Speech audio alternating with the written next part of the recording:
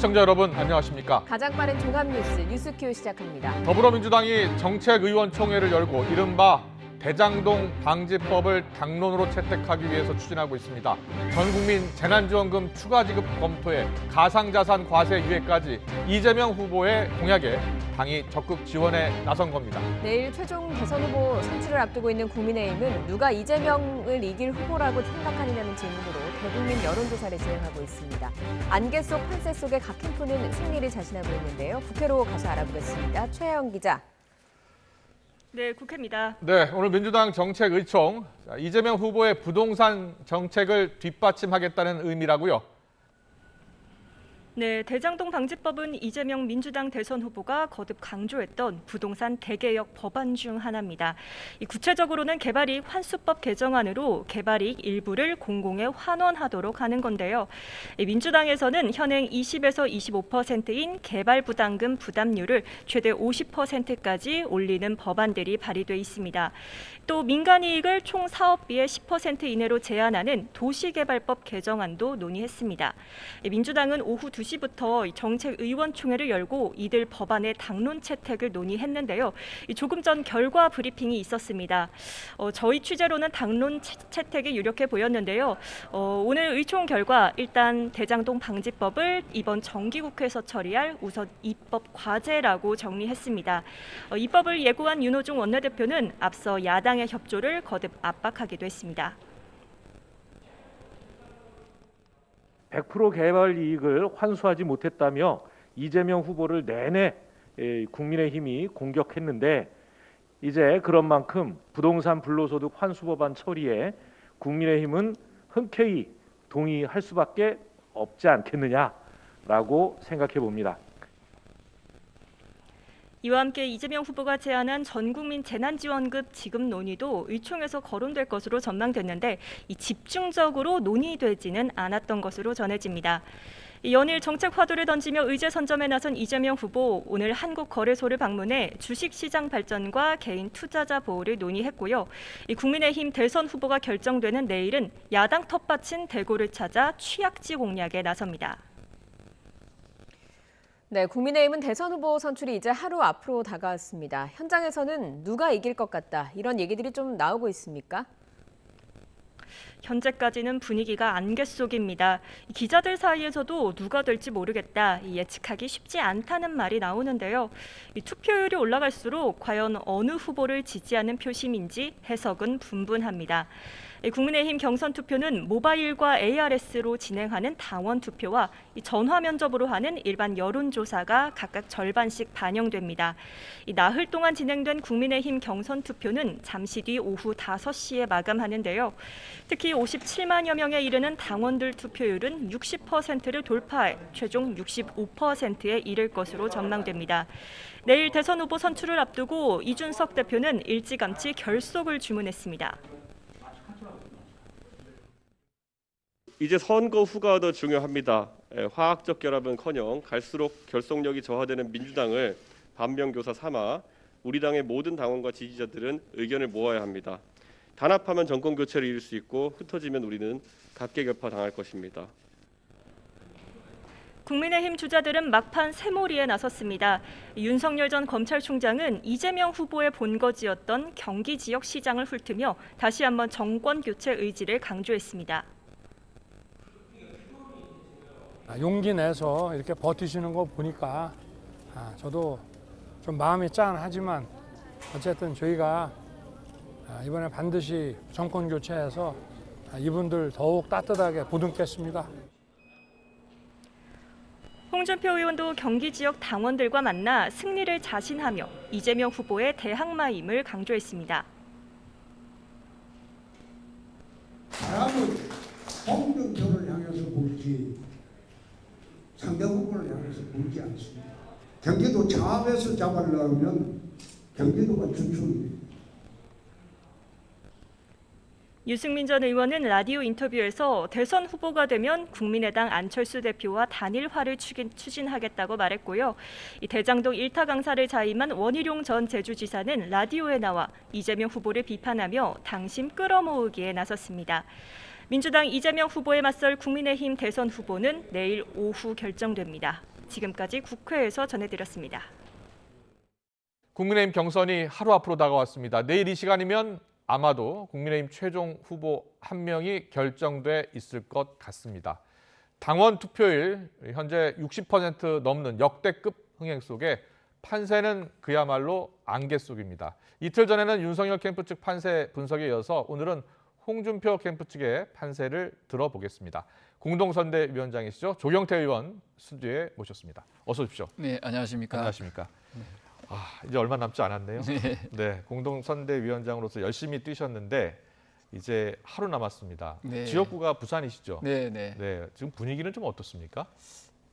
전체적으로 그 처음에는 홍 후보의 여론이 뭐 솔직히 별로 안 좋았지 않습니까? 네. 한 2달 전만 해도. 예. 지금 분위기는 확연히 달라지고 있다. 확연히 달라지고 있다. 네네. 홍준표 후보에 대한 기대감이 그 어느 때보다도 높아지고 있고, 예. 또한 이재명 후보, 그 민주당의 이재명 후보를 잡을 수 있는 후보는 예.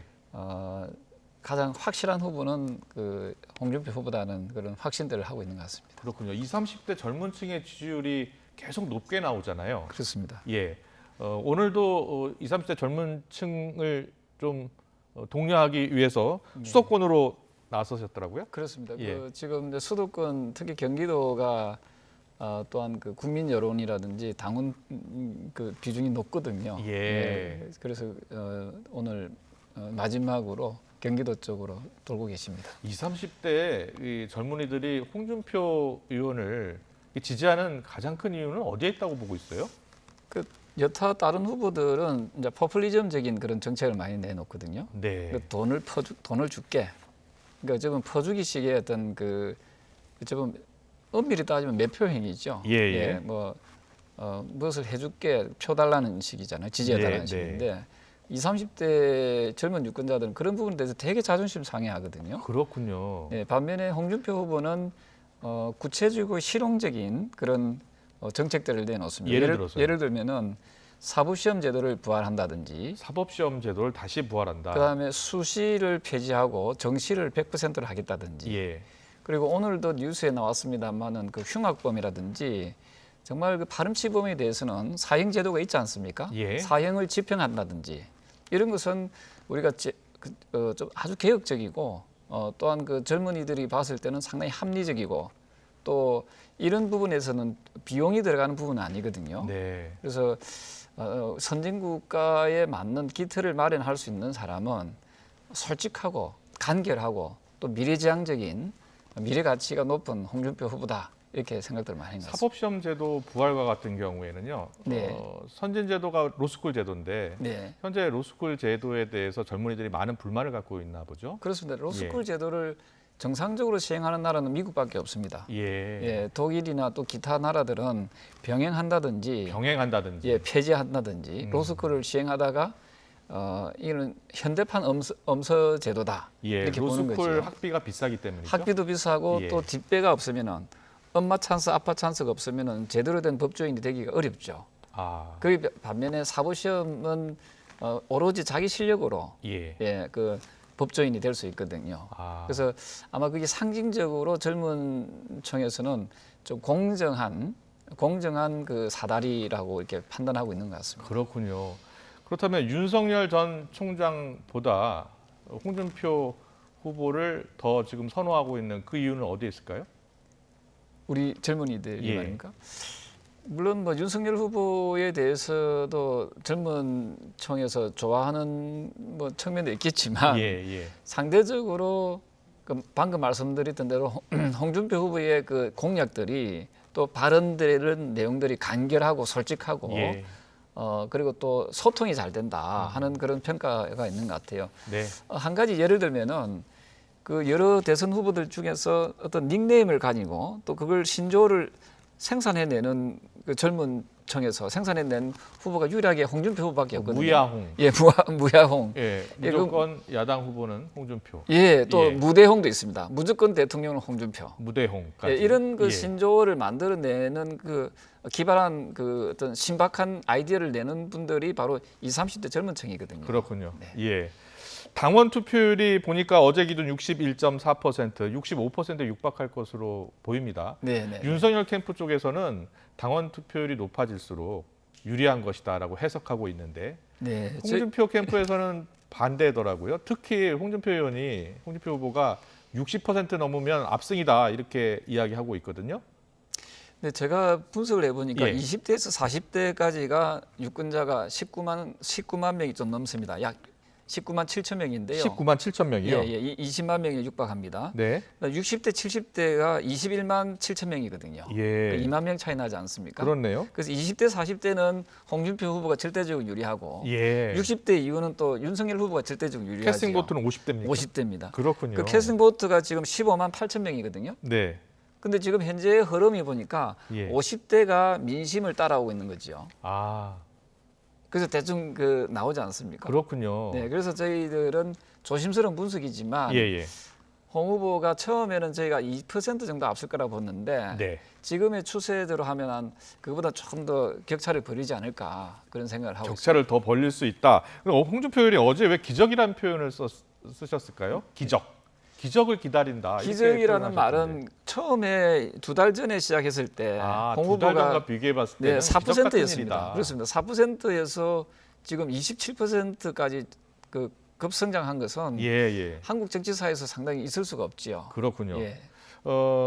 윤석열 캠프의 권성동 본부장은 당협 240여 곳 가운데 자체적으로 파악해봤더니 160곳에서 윤석열 후보에게 우호적이다 이렇게 분석을 하더라고요. 그리고 또 윤석열 캠프에는 현역 의원들도 많이 있잖아요. 맞습니다. 그 영향이 좀 크지 않을까요? 분명히 어떻게 보세요? 조직표는 영향이 있습니다. 예. 그 아주 강력하지요. 음. 근데 그 강력함이 그 이 당협으로 치면은 50%를 조직의 50% 이상을 장악하기 어렵습니다. 아, 그렇군요. 50% 굉장히 큰 거거든요. 예. 그래서 투표율이 40%대 보통 일반적으로 정당 투표는 한 40% 수준이거든요. 네네. 거기서는 저는 조직의 힘은 강력하다고 생각합니다. 아, 반면에 지금 우리가 지금 65%까지 육박하잖아요. 그렇습니다. 그럼 이건 조직에 영향을 미치기가 좀 어렵거든요. 예. 이 부분에 대해서는 합리적 보수 또 미래의 가치에 투자하는 20, 30대, 40대 젊은 층의 우리 당원들은 생각이 다르지요. 예. 국회의원이나 당협위원장들의 그 영향권에서 벗어나 있거든요. 예. 그래서 이분들이 적극적인 투표를 했다면은 또 했을 겁니다. 했다면은 저는 분명히 큰 변화가 있을 것이다 이렇게 봅니다. 당원 투표율이 몇 % 정도 될 것이라고 예상을 했습니까? 당초에? 당초에는 저희들이 50% 안팎으로 봤거든요. 아, 그랬습니까? 네. 예, 윤석열 캠프 쪽도 처음에는 아마도 그 그랬을 정도로. 겁니다. 보통의 예. 전당대회에서 당원 투표율이 50% 넘기는 것도 상당히 어렵거든요. 아, 예, 그랬을 때 65%라는 것은 기록적인 투표율이다 이렇게 보는 거죠. 그렇군요.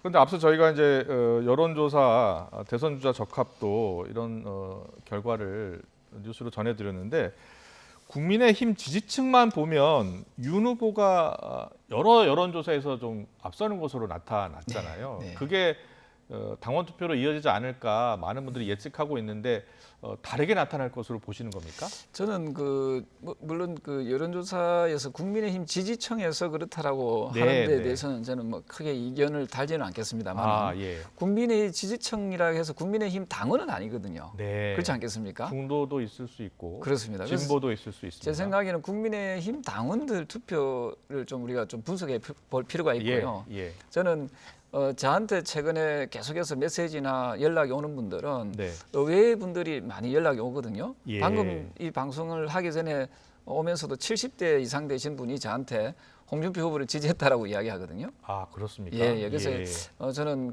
이 표면에 드러나지 않는 숨은 표들이 홍준표 후보에게 상당히 많지 않을까 이렇게 보고 있습니다. 그렇군요. 알겠습니다.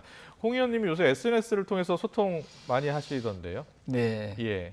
홍 후보는 직접 본인이 SNS를 하시더라고요. 그렇군요. 그것도 상당한 저는 능력이라 보거든요. 예. 보통은 어떤 대선 주자들은 본인이 하는 경우도 있지만은 대체적으로 참모들이 하는 경우도 많이 있지 않겠습니까? 예, 예. 그에 반해서 홍 후보는 그 본인이 직접 국민들과 소통, 당원들과 소통을 하려고 하는 노력을 보이는 정치인들 중에서 아마 거의 유일하지 않을까. 저는 상당히 그 부분은 높이 평가합니다. 예, 알겠습니다.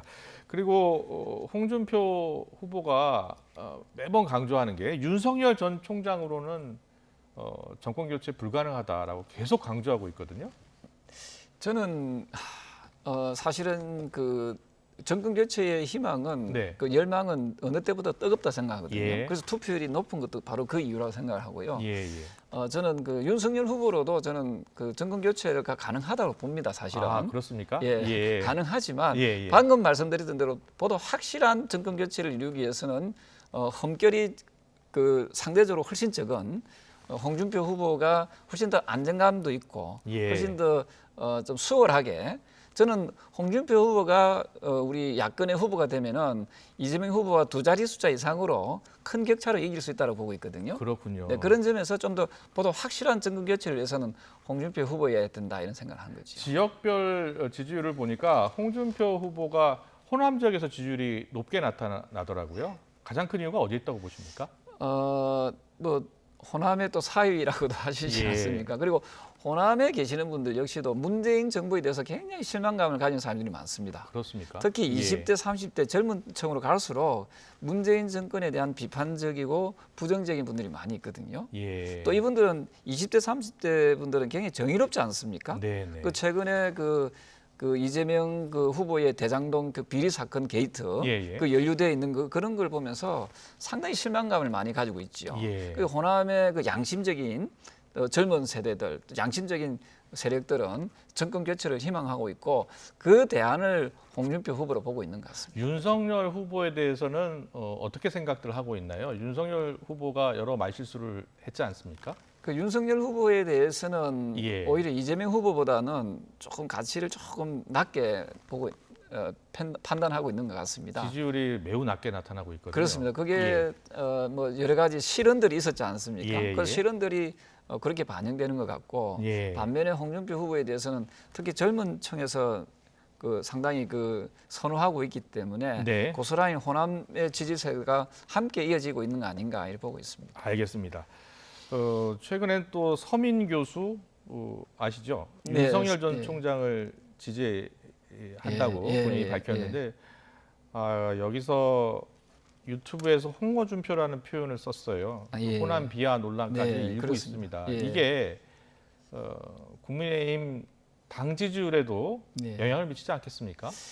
물론 이제 윤석열 후보를 그 지지하기 위해서 그런 아주 조급함에서 나온 생각인 것 같은데요. 예. 상당히 대학 교수로서 적절하지 못한 발언이고요. 예, 그 본인도 이제 앞으로 그런 정치적 발언을 안 하겠다고 네. 하셨으니까 예. 뭐 앞으로 그런 일들은 두 번 다시는 있어서는 안 된다. 지역을 비하하는 그런 발언은 사실은 저는 크게 꾸짖고 크게 벌을 해야 된다 이런 생각을 합니다. 알겠습니다. 이준석 대표가 저 안철수 대표 출마 선언과 관련해서 거강꾼 노릇하는 역할을 하는 그런 네. 국민의힘 당원들 절대 안 된다, 의원들 절대 안 된다 이렇게 지적하고 나섰어요. 이것을 놓고서 안철수 후보와의 단일화는 없다라는 것을 천명한 것이다 이렇게 해석하던데 어떻게 읽으셨어요? 글쎄요, 저는 이준석 대표가 그렇게 단일화가 없다라고 선을 끈 거라기보다는 안철수 후보가 그 출마 선언을 하면서 예. 단일화는 없다라고 선을 긋지 않습니까? 예. 그래서 이분이 철수할지 안 할지는 모르겠지만 네. 그것도 하나의 관전 포인트인 것 같아요. 철수할지 안 할지. 예. 근데 이제 분명한 것은 어쨌든 우리 홍준표 후보가 되든 또 기타 후보가 되든 저는 안철수 후보와의 그 어떤 통합의 정신은 살려나갈 필요가 있다 이렇게 보고 있는 거죠. 예. 알겠습니다. 지금 정권 교체 여론이 상당히 높은데도 네. 사실 국민의힘 후보 지지율을 보면 어느 누구도 그리 높지 않거든요. 그 가장 큰 이유가 어디에 있을까요? 그 이유는 이제 서로 지지하는 사람들이 서로 견제하기 때문에 그렇다고 보고 있고요. 예. 한 후보로 정해지면은 특히 홍준표 후보로 정해지게 되면은 아마도 큰 차이로 크게 아마 정권 교체가 이루어질 거라고 보고요. 네. 지난번에 그 LH 투기 사건으로 인해 가지고 서울과 부산의 보궐선거가 우리가 크게 이겼지 않습니까? 이번 그 대선도 역시 LH 투기 사건의 시즌 2가 될 것이다. 저는 그래 보고 있습니다. 알겠습니다. 여기까지 듣겠습니다. 윤석열 캠프, 홍준표 캠프 서로 승리를 자신하고 있는데요. 결과는 내일 오후 2시 반에 발표됩니다. 오늘 말씀 잘 들었습니다. 네, 고맙습니다. 감사합니다.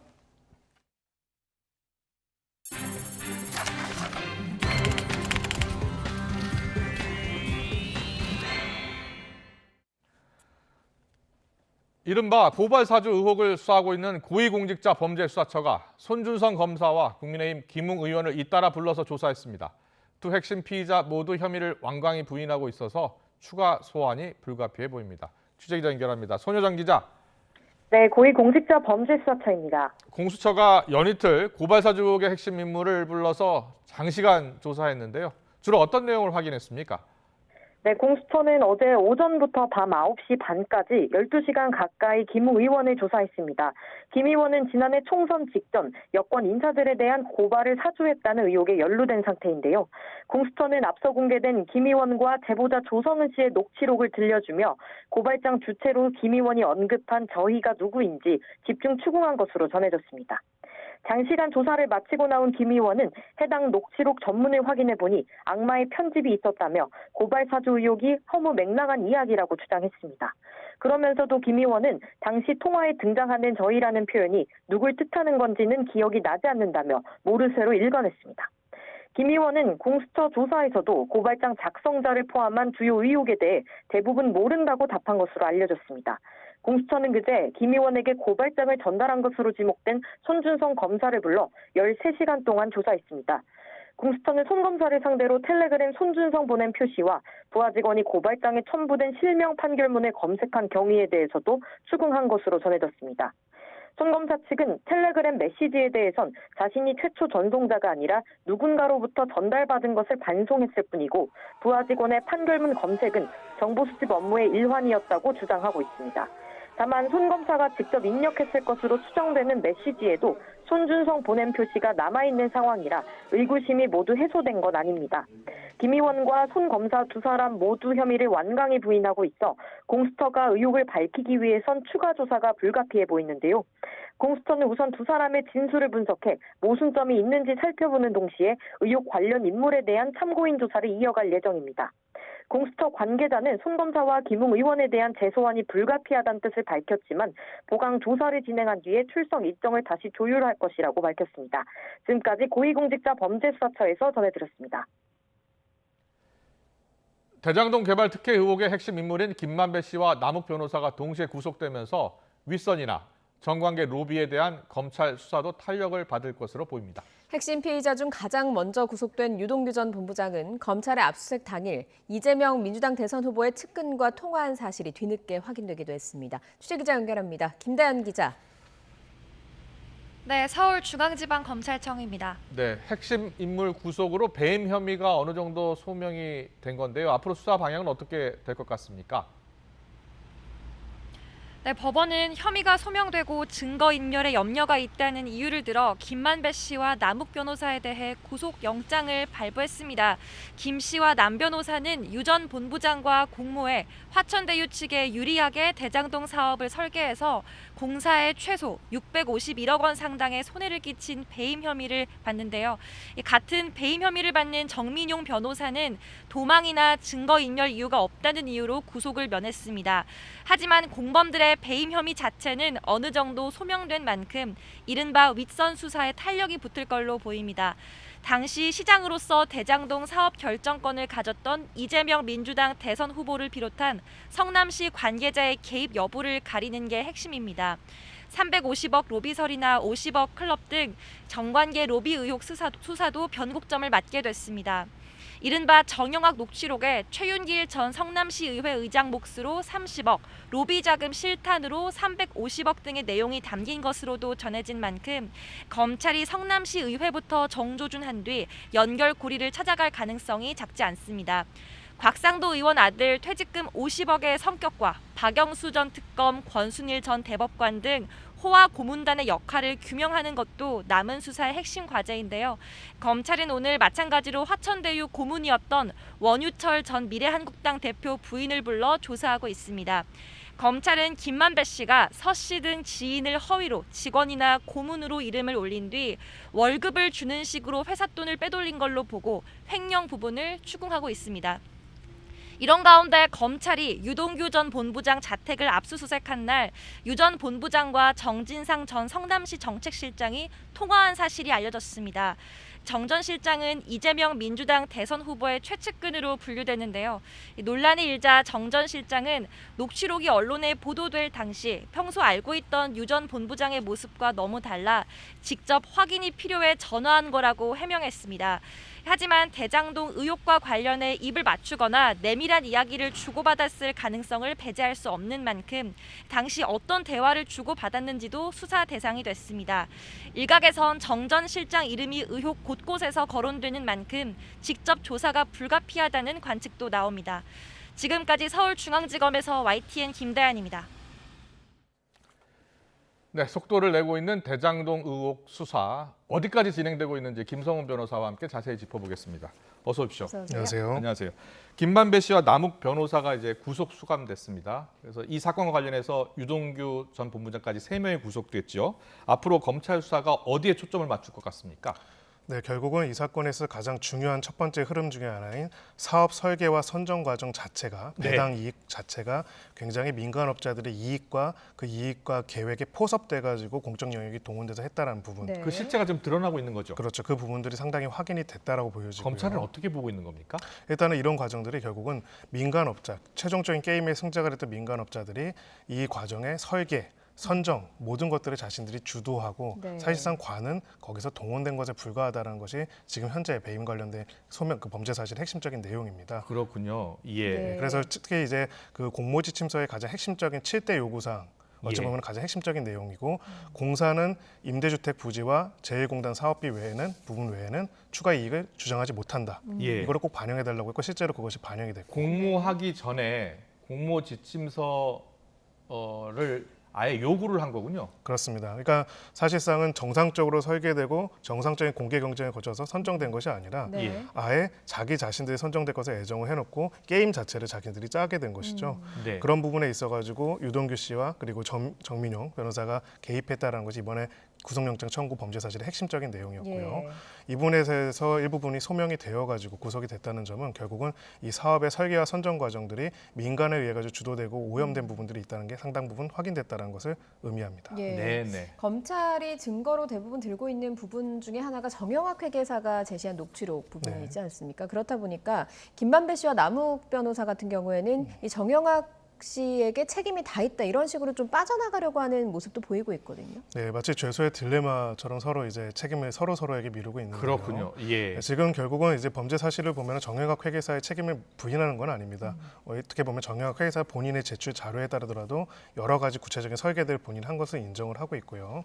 다만 이제 김만배 씨나 남욱 씨는 이 부분과 관련돼 가지고 자기들이 구체적인 내용들은 모르고 여러 가지 각자의 역할을 담당했을 뿐이고 전체적인 배임적 거래 구조에 있어서 주범은 본인이 아니다라는 항변을 한 것으로 보이지만 예. 네. 결과적으로 지금 범죄 사실에 따르면은 이 사람들의 영향과 이 사람들의 의사결정이 다 공동 정범으로서 책임을 지는 관계에 있다라고 볼 수가 있습니다. 네. 자, 그런데요. 오늘 나온 사실 가운데 하나가 유동규 전 사장 직무대행 전 본부장이 그 압수수색 바로 직전에 통화한 사람이 그동안 누군지는 밝혀지지 않았었는데 오늘 보니까 정진상 전 경기도정책실장이네요.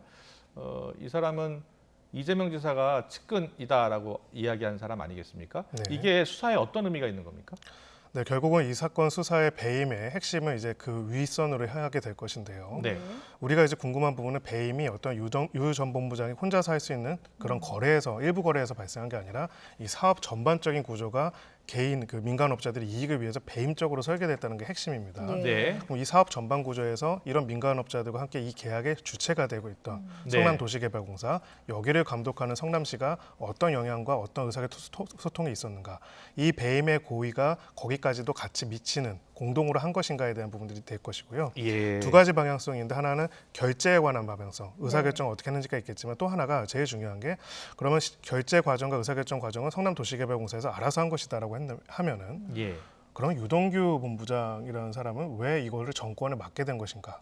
특히나 원래부터 신입사원을 입사해서 수십 년 일한 사람도 아니고 갑자기 이런 중책을 맡게 되고 예. 또 공교롭게도 사업 시행 직전에 사장이 물러나게 되고 사장 직무 대행을 그래서 하게 되죠. 그렇죠. 그래서 주주간 협약서에 사장 직무대행에서 본인이 도장까지 찍었습니다. 예. 그렇다면 이렇게 이 사람한테 정권을 준 정치적 경제적 힘이 결국은 이 사건에 의해 가지고 문제를 저지르려고 하는 비리를 저지르려고 했던 민간업자들과 연결되어 있는 것이 아닌가가 앞으로 수사의 핵심이 될 것으로 보이고요. 네. 바로 그런 임명 과정과 그리고 그 직무대행으로 되는 과정들에 대한 수사들이 결국 윗선에 대한 수사로 이어질 것으로 보입니다. 예, 그러면 전징상 그 전 실장 같은 경우에도 뭐 지금 그 전화번호 자체가 사실 그 압수수색하기 전에 바꾼 전화번호여서 유동규 전 본부장 측근만이 아는 번호였다라고 알려지고 있지 않습니까? 그렇습니다. 검찰 조사가 뭐 진행될 수밖에 없는 상황인 거 아닙니까? 네, 아까 말씀드린 그 결제와 그다음에 임명 그리고 그 당시 황 사장의 퇴임 과정, 네. 그 사임 과정에 있어가지고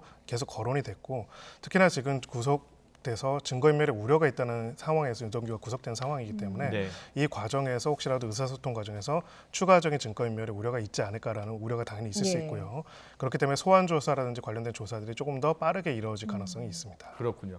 자, 배임 공동 정범으로 이제 구속된 세 사람이 성남도시개발공사에 미친 손해 얼마로 지금 특정했습니까? 네, 651억 플러스 알파 이렇게 써 있습니다. 예. 이게 좀 교묘한 부분입니다. 네.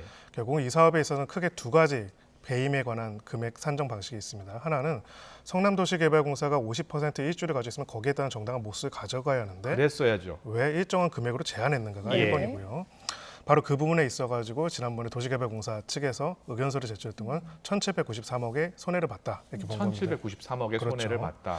근데 이제 만약에 그렇게 된다면은 추가 이익을 이익 배분을 왜 지분대로 안 받았는지의 부분은 사실 굉장히 계약의 중요한 부분이기 때문에 네. 도시개발공사 실무자선에서 결정할 수 있는 문제가 아닙니다. 네. 예. 그렇다면 이번에 영장에서 그것을 성남시 차원에서 어떻게 했는지 부분이 나왔을 가능성이 높고요. 아. 그것에 대한 수사를 아직 다 완전히 못 이룬 상태였기 때문에 예. 결과적으로 651억은 그 자체만 봤을 때는 실무자선에서 평당 이익가를 조금 다르게 산정한 수준으로 배임만 있다라고 그것만 봤지만 한정될 수 있습니다. 네. 그렇군요. 하지만 거기에 예. 한정하지 않고 플러스 알파라고 이야기한 거는 일단은 그 지점만으로 멈추면서도 앞으로 추가적으로 이 전체 사업 구조 자체에 가지고 배임적인 구조에 있어서 다른 누군가의 책임이 있는지 부분들은 추가 수사를 통해서 밝히겠다 이렇게 볼 수가 있습니다. 그걸 밝히는데 가장 뭐 중요한 게 보는 검찰의 단서라든가 이런 것들이 앞서 말씀하신 공모지침서가 되는 겁니까? 네, 그렇습니다. 특히나 흥미로운 기사가 오늘 나왔는데요.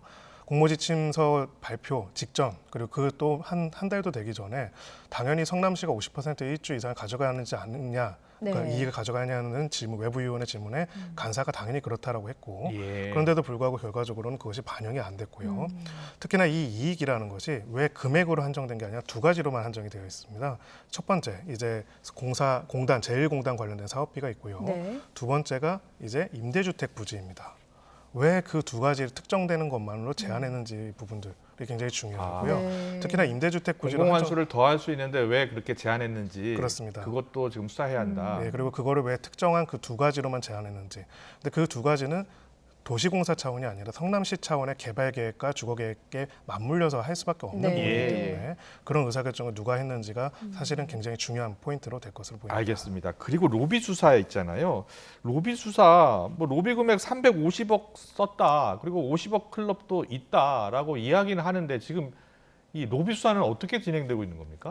생각보다 더디게 진행이 되고 있죠. 네, 지금 이제 뇌물 혐의로 받는 원유철 전 네. 대표의 이제 예. 부인에 대한 소환 조사가 네. 있었다고 합니다. 예. 결국은 이제 이 사건은 두 가지가 있습니다.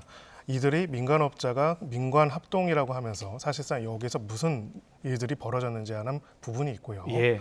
두 번째로 이들이 무엇을 했는데 그것을 또 덮기 위해서 무엇을 했는지에 대한 부분이 하나가 더 있습니다. 아. 결국은 무엇을 했는지 어떤 잘못을 했는지에 대한 부분들은 이번에 영장 청구를 통해서 드러났다면은 그러면 이들이 덮기 위해 가지고 무엇을 또 하고 있었는지에 관한 부분들은 이제 시작이라고 할 수가 있겠죠. 네. 아. 여기에 있어서는 여러 가지 자금 흐름 그리고 어떤 로비들이 있었는지를 확인하는 걸로 보게 될 것이고 예. 이 두 가지 축의 교차점에 있는 김만배 씨와 관련된 조사들을 계속 진행할 가능성이 높습니다. 그렇다면 네, 네. 예, 어떻게 전망하십니까? 지금 성남도시개발공사까지 이제 조사가 이루어져야 되겠고 그 이후로 인허가권을 갖고 있는 성남시도 조사 수사할 가능성이 있다고 보십니까? 매우 높다라고 생각을 합니다. 예. 특히나 이제 왜 우리가 이 금액으로 한정됐는가가 참 궁금한데요.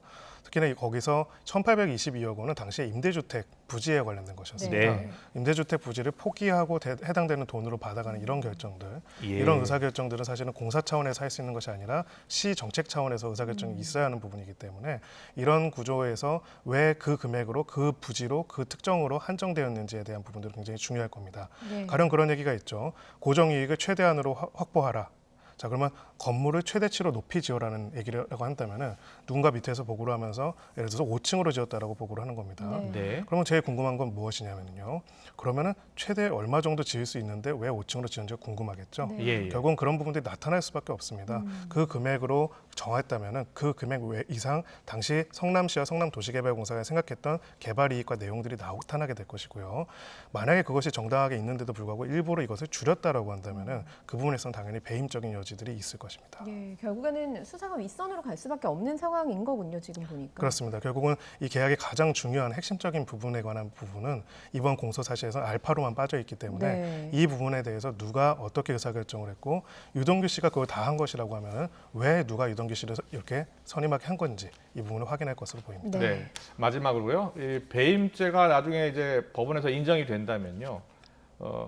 공공으로 환수돼야 할 이익이 민간업자에 돌아간 거 아닙니까? 그렇습니다. 다시 이 소송을 통해서 돌려받을 수 있는 겁니까? 네, 이렇게 배임으로써 이익을 받은 업자들이 소위 말해서 공동으로 가공해가지고 했을 경우에는 이거는 무효로 보고 있습니다. 민사적으로 비즈니스 계약 표시 자체가 무효다. 네. 맞습니다. 유추적용서에 따라서 무효로 보고 있기 때문에 무효라면은 받은 모든 이익들이 부당이득이 되는 것이죠. 예. 그러니까 반환해야 하는 중요한 단초가 될 것으로 보입니다. 예. 알겠습니다. 오늘 대장동 의혹 수사는 여기까지 듣겠습니다. 김성우 변호사와 함께했습니다. 잘 듣습니다. 맞습니다. 감사합니다. 저 윤석열 반드시 정권 교체를 이루겠다는 결실함으로 나섰습니다.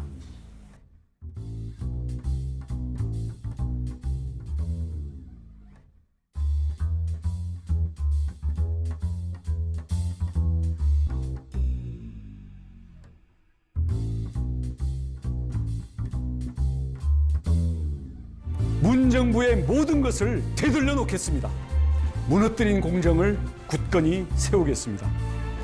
물로 배를 채우던 그 절박한 심정으로 마지막 정치 도전에 나섭니다.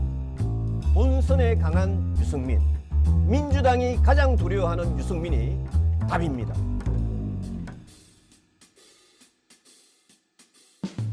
당원으로서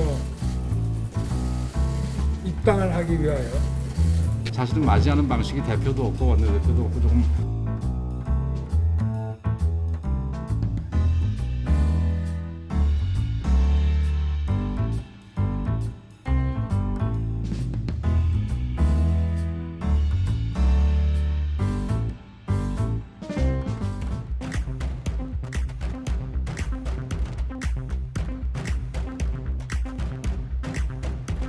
이런 황당한 사람이 이런 헛소리를 하면 그러면 명예훼손으로 고발해야 되는 거 아닙니까? 그걸 재미로도 볼 수 있는 거지. 그게 제 아니 직접 의사결정. 만나셨으니까 하는 아니 말이죠. 만날 수도 있는 거 아닙니까? 아니 왜 이런 사람이 만나가지고 이 사람이 떠들고 다니면서 내가 멘토니 지도자 수업을 시켰느니 이게 도대체 야당의 대선 후보가 할 소리입니까? 정말 이런 정신머리부터 바꾸지 않으면 우리 당은 없어지는 게 맞습니다. 이 당을 괴멸시키려고 한 사람이 누구야? 문재인하고 짜고. 뒤에서 등에서 성 뒤에서 칼을 찌르냐 당당하게 이야기해라. 뭐 전두환 대통령이 군사 쿠데타와 그 5.18만 빼면 잘못한 부분이 이제 그런 부분이 있지만 그야말로 정치는 잘했다고 얘기하는 분들이 많습니다. 네. 유감을 표합니다.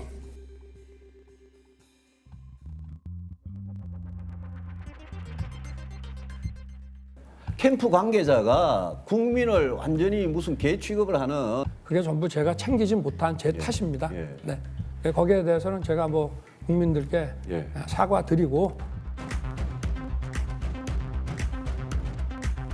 윤석열로 이기는 것이 문재인 정권의 가장 뼈아픈 패배를 안겨주는 것입니다. 반문 직견 가지고 정권 교체 안 됩니다. 정권 교체의 키는 2030 중도층 호남이 지고 있습니다. 대장동 백현동 게이트 특검 수용하십시오. 청와대는 응답하십시오.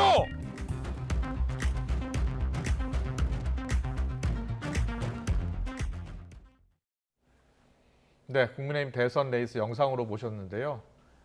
많은 일들이 있었죠. 국민의힘 대선 후보 선출 하루 앞으로 다가왔습니다. 윤석열, 홍준표, 양강의 박빙 구도가 이어지고 있고 당원 투표와 일반 여론조사가 각각 50%씩 반영되는 만큼 최종 결과를 예측하기가 쉽지 않은 상황입니다. 추은호 해설위원과 짚어보겠습니다. 어서 오세요. 어서 오십시오. 네, 안녕하세요. 네. 뭐 양 캠프에서는 서로 승리를 자신하고 있어서 그렇습니다. 네, 결과를 예측하기 어려운 상황인 것 같은데 이번 경선 결과를 갈 수 있는 변수가 있다면 최대 변수는 무엇으로 봐야 될까요? 경선을 쭉 보면서 느낀 것이 경선 시작이 윤석열이냐 아니냐 이거로 시작이 됐습니다. 결국 윤석열이 무너지느냐 안 무너지느냐 이것이 가장 최대 변수였는데 결론은 무너지지는 않았습니다. 결론은 무너지지 않았고 하지만은 윤석열 후보가 왜 자신이 돼야 되느냐 이것을 보여주지도 못했고요. 그랬군요. 그렇다고 홍준표, 유승민, 원희룡 후보가 그러면 내가 그러니까 윤석열의 대체제다. 이런 모습을 보여주지도 못했습니다. 결국 마지막도 윤석열이냐 아니냐로 결론이 나는 것 아니냐 이런 생각이 듭니다. 그렇군요. 그래도 어쨌든 대선 경선 흥행에는 좀 성공을 했다. 투표율이 상당히 높은 상황이잖아요. 그렇습니다. 이 높은 투표율을 두고도 상당히 내가 유리하다, 자기가 유리하다 이렇게 이야기가 맞붙고 있더라고요. 최종 투표율이 한 65%가 되지 않을까 싶은데 가장 높았던 때가 2007년으로 기억합니다. 이명박, 박근혜 두 후보가 아주 치열하게 붙은 한나라 경선 때 70%가 그때는 넘었습니다. 굉장하게 핫했는데 그때보다는 좀 못하지만은 아주 뜨거운 선거전이 펼쳐졌는데 과연 높은 투표율이 누구에게 유리하느냐 이거는 저 나름대로 저도 생각은 있습니다만은 이제 지금 투표가 아직까지이기 때문에 그거를 이제 직설적으로 말씀드리는 거는 바람직하지 않다는 생각이 들고요. 그거 하나 그리고 여론조사는 누구 편일까 이 문제 아닙니까? 여론조사는 지금까지 오늘 나온 여론조사를 보면은 거의 변별력이 없어졌습니다. 거의 비슷하게 나오고 있는 것 같고요. 결국 책임 당원 투표에서 결정이 날 텐데 이것이 이제 높은 투표율이 누구에게 유리할 것인가? 그 부분은 한번 내일 뚜껑을 열어봐야지 정확하게 알 수 있지 않을까라는 생각이 듭니다. 알겠습니다. 내일 오후 2시 반에 발표가 있을 예정입니다. 물론 YTN은 생중계로 전해드릴 예정이고요. 국민의힘 경선 주자들 지금 마지막까지 한 표라도 더 얻기 위해서 분주하게 움직이고 있는데요. 윤석열 전 총장, 홍준표 의원 모두 수도권에 올인하는 모습을 보였죠. 그렇습니다. 두 사람의 오늘 행보를 영상으로 보고 오겠습니다.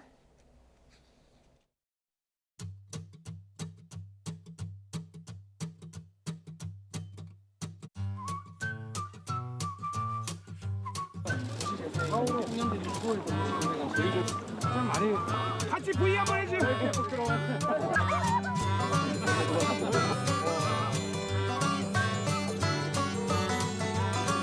부모님 혹시 괜찮으시면 청년들이랑 스티커 사진 한번 찍어주세요. 그래요? 스티커 사진 찍는 게 되게 대세라서 저기 그거 괜찮아요. 본인도 그게?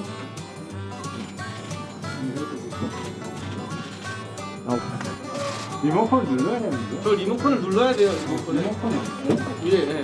아니 우리가 안 찍고 있었구나. 잠깐만요. 제가 한 번만 찍고. 하나, 둘, 셋.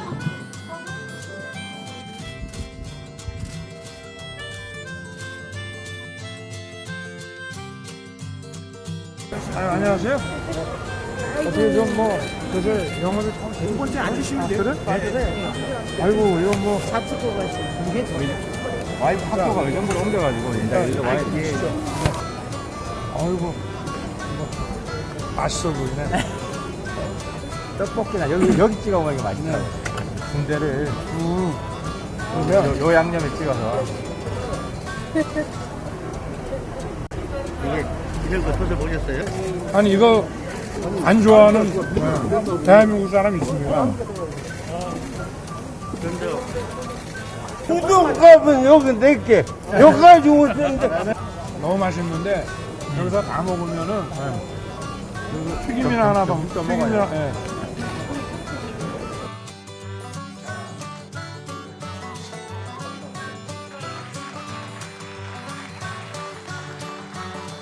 여기 있는 이 초록꽃은 여름에만 피는 꽃인데 전국에 인터넷을 검색한 결과 충청도에서 매송이 최대가 되는 겁니다. 이 꽃말은 정의입니다.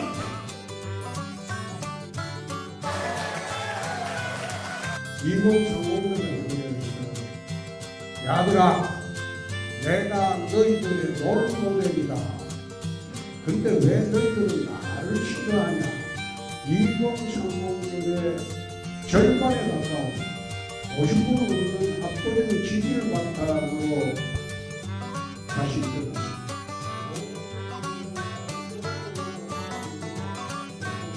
경기도 차압에서 잡아들어가면 경기도가 중심입니다.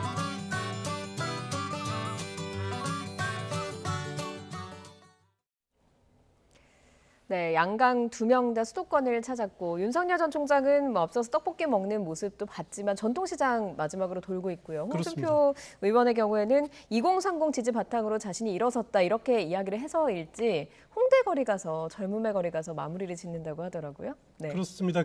오늘이 이제 마지막 날이기 때문에 어떻게 보면은 약점을 보완하고 강점을 극대화하는 그런 식으로 유세 전략을 짰을 겁니다. 그래서 윤석열 후보 경우에는 그동안에 아무래도 민심에 좀 약하고 당심이 강하다 이런 평가를 받지 않았습니까? 그래서 민심의 상징이라고 하는 시장을 3군데 갔습니다. 경기 북부, 의정부, 포천, 연천에 있는 오늘 하루만 3군데를 갔습니다. 전통시장이라는 곳이 아주 사진 찍히기에 좋은 장소 아닙니까? 그런 점으로 마지막까지 자신의 그 이미지를 좀 부각시키려고 하는 노력을 보였고요. 홍준표 후보 경우에는 약점이 당심이라고 보통 분석을 하지 않습니까? 그러다 보니까 경기 도당을 방문했습니다. 그래서 당심을 이렇게 붙잡으려는 노력을 보였고 마지막 유세는 말씀하신 대로 홍대 거리를 방문합니다. 자신의 강점이 2030에서 우위에 있다 이렇게 분석을 하지 않습니까? 젊은 층과의 교감 능력이 있다라는 점을 최대한 내세우기 위해서 마지막 유세 장소로 홍대 거리를 선택한 것 같습니다. 그렇군요. 알겠습니다. 가는 곳 보면은 전략을 알 수가 있습니다. 국민의힘 같은 경우에는 국민 여론조사가 지금 진행 중인데요. 오후 5시쯤 끝난다고 합니다. 그렇다면 월화수 여론조사 결과 나왔습니다. 전국 지표조사인데요. 어떻게 나왔습니까? 전국 지표조사를 제가 아주 유익 있게 본 이유가 있습니다. 왜냐하면은 이 전국 지표조사는 시기적으로 경선 마지막에 진행되고 있는 월화수 조사다라는 점이 있고요. 또 국민의힘 국민 여론조사와 같은 거의 툴이 비슷합니다. 그러니까 100% 무선 전화를 하고요. 그리고 전화 면접원 조사를 하기 때문에 국민의힘에서 경선 여론조사 방식하고 거의 같습니다. 그렇기 때문에 굉장히 의미가 있다라는 ARS 조사가 아니군요. 그렇습니다. 그 경선 마지막 여론조사를 보니까 윤석열, 홍준표 거의 27%로 동률로 나옵니다. 지난주에 비해서 두 후보 다 상승을 했지만 윤석열 후보가 7%포인트로 거의 급상승한 것으로 나타나고 있기 때문에 이것이 그동안 민심이 홍준표 후보가 우위에 있다라는 것이 이 마지막 여론조사를 보면은 없어진 거죠. 그 우위가 없어진 것이죠. 연별력이 없어지는 여론조사다라고 하는 점에서 상당히 의미가 있다라는 생각이 듭니다. 두 사람 모두 지지율이 조금 올랐잖아요. 그렇습니다. 지지층이 결집했다 이렇게 보면 되는 겁니다. 그렇습니다. 보수층이 많이 결집됐다라고 느껴지고 있고요. 이건 이제 일반 국민 여론조사로 그렇고 만약에 국민의힘 지지층을 대상으로만 그 범위를 축소시켰을 때 그랬을 경우에는 윤석열 후보가 53%, 홍준표 후보 34%, 거의 20%포인트 차이가 납니다. 압도적으로 윤석열 후보의 우위로 나타나고 있거든요. 예. 이것이 과연 그 지금 책임 당원 투표가 막바지인데 이것과 비슷하게 나타나느냐라고 했을 경우에는 홍준표 후보로서는 상당히 우울한 분위기일 수밖에 없는 거죠. 네. 그렇군요. 예. 당원 50%, 여론조사 50%. 어쨌든 내일 뚜껑이 열리게 되니까 결정이 될 것 같습니다. 어떻게 될지 좀 흥미롭게 지켜볼 수 있을 것 같고요. 대선 사자 가상 대결 결과도 나오지 않았습니까? 그렇습니다. 사자 가상 대결을 했을 때 이재명 후보의 와 이제 그 홍준표 후보를 비교를 했을 경우 또 안철수, 심상정 이렇게 4명을 했을 경우 홍준표 후보가 오차 범위 밖으로 그 35% 네. 27%로 거의 8%포인트 차이로 앞서는 것으로 나타나고 있습니다. 만약에 홍준표 대신에 윤석열을 집어넣었을 경우에 윤석열 후보가 35%, 이재명 후보 30%로 오차 범위 내지만은 윤석열 후보가 앞서는 것으로 나타나고 있는데 대체적으로 이재명 후보가 모든 대결 구도에서 하락하는 추세를 보이고 있다. 지난주에는 35% 정도였는데 30% 정도로 하락하는 양상을 보이고 있습니다. 결국 이재명 후보로서는 이런 하락하는 상황이 이번 주에 있었던 일이 선대위도 이렇게 출범하지 않았고요. 그런 컨벤션 효과조차도 누리지 못했다라는 점이 하나 있고요. 또 하나는 뭐냐면은 이제 홍준표 후보 입장으로 봤을 경우에는 물론 오차 범위 밖으로 윤석열 후보에 비해서 상대적으로 우세를 보이고 있는 거지만 사자 대결에서 압도하는 모습을 보이지 못하고 있다. 이재명 후보를 만약에 압도하고 있다라는 조사가 나타났다고 한다면은 그래도 국민의힘 지지층 내부에서도 그래도 홍준표가 되면 더 가능성이 있겠네 이런 판단을 내릴 수가 있는데 별로 변별을 여기 윤석열 후보와 보여주지 못하고 있다는 거죠. 그런 것이 어떻게 표심의 마지막에 영향을 미칠지 주목되는 부분입니다. 알겠습니다. 그리고 또 여론조사가 하나 더 나왔는데 내년 대선에서 정권 심판론, 국정 안정론보다 20%포인트 높게 나왔다고요? 그렇습니다. 정권 심판론, 그러니까 야당 후보에게 찍겠다라는 응답자가 54%였습니다. 반면에 국정 안정을 위해서 여당 후보를 찍겠다라는 것이 34% 그에 불과했는데 그 차이가 굉장히 커지고 있습니다. 그 5월 넷째 주 이후로 가장 큰 차이를 보이고 있는데 그동안 민주당 지도부가 이런 표현을 했었죠. 이재명 후보를 찍는 것도 정권 교체의 의미가 아니겠느냐라고 이렇게 해석을 하고 있었는데 저는 그렇지 않다. 이 조사를 보면 그렇지 않은 것이다라고 생각됩니다. 왜냐하면은 이재명 후보가 물론 아시다시피 친문이 아니고 비문 행보를 보였기 때문에 정권 교체로 보일 수 있지 않겠느냐라는 그런 해석도 있었지만은 이왕에서 이제는 이제 대선 여당 후보가 선정이 됐었고 그리고 또 그 문재인 대통령과의 차별화 행보도 마땅히 보여준 것이 없다라는 거죠. 그런 의미에서 그 이재명 후보를 찍는 것을 그 정권 교체로 받아들이는 심리는 갈수록 약해지고 있다. 그런 심리가 없다.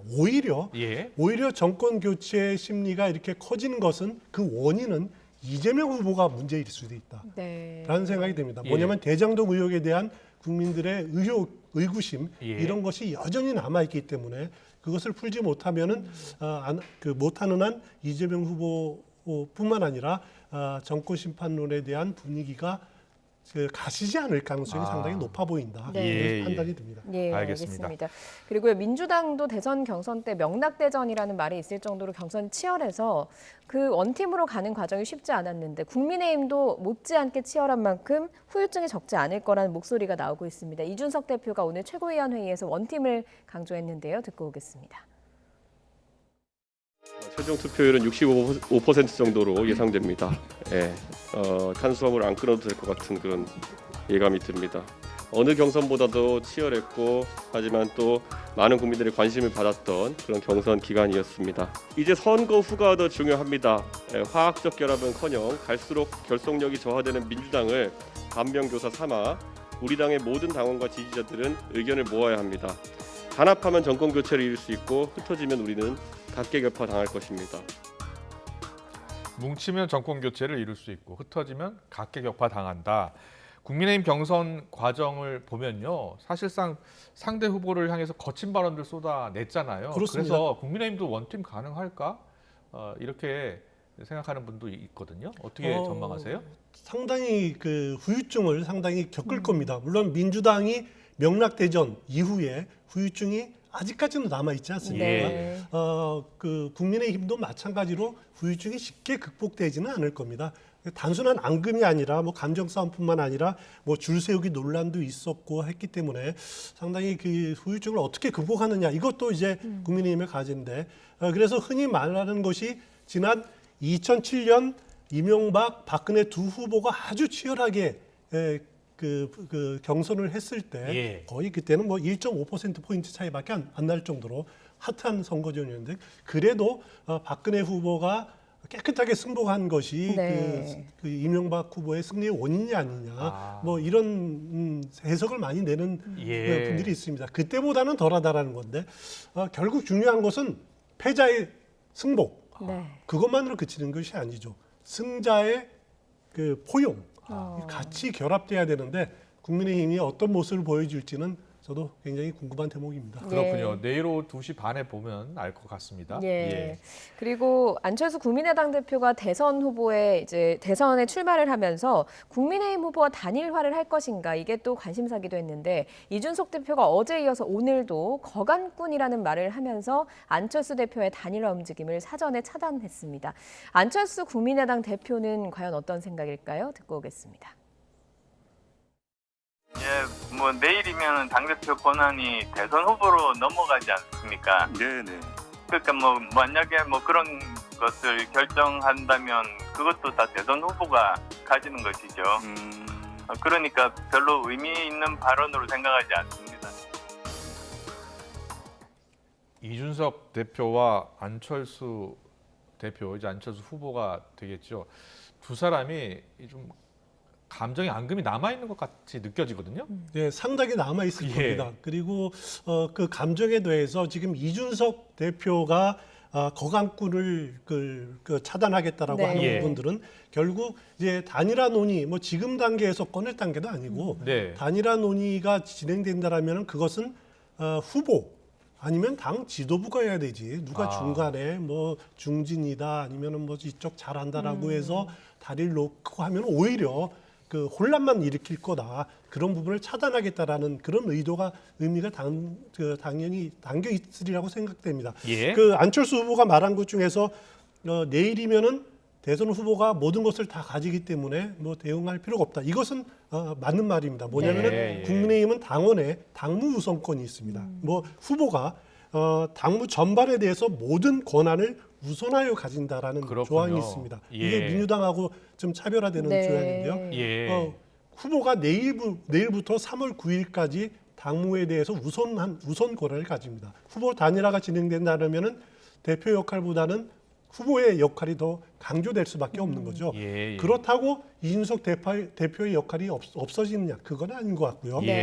이준석 대표하면 젊은층 보수 쪽으로 유입할 수 있는 그런 중요한 역할을 맡지 않습니까?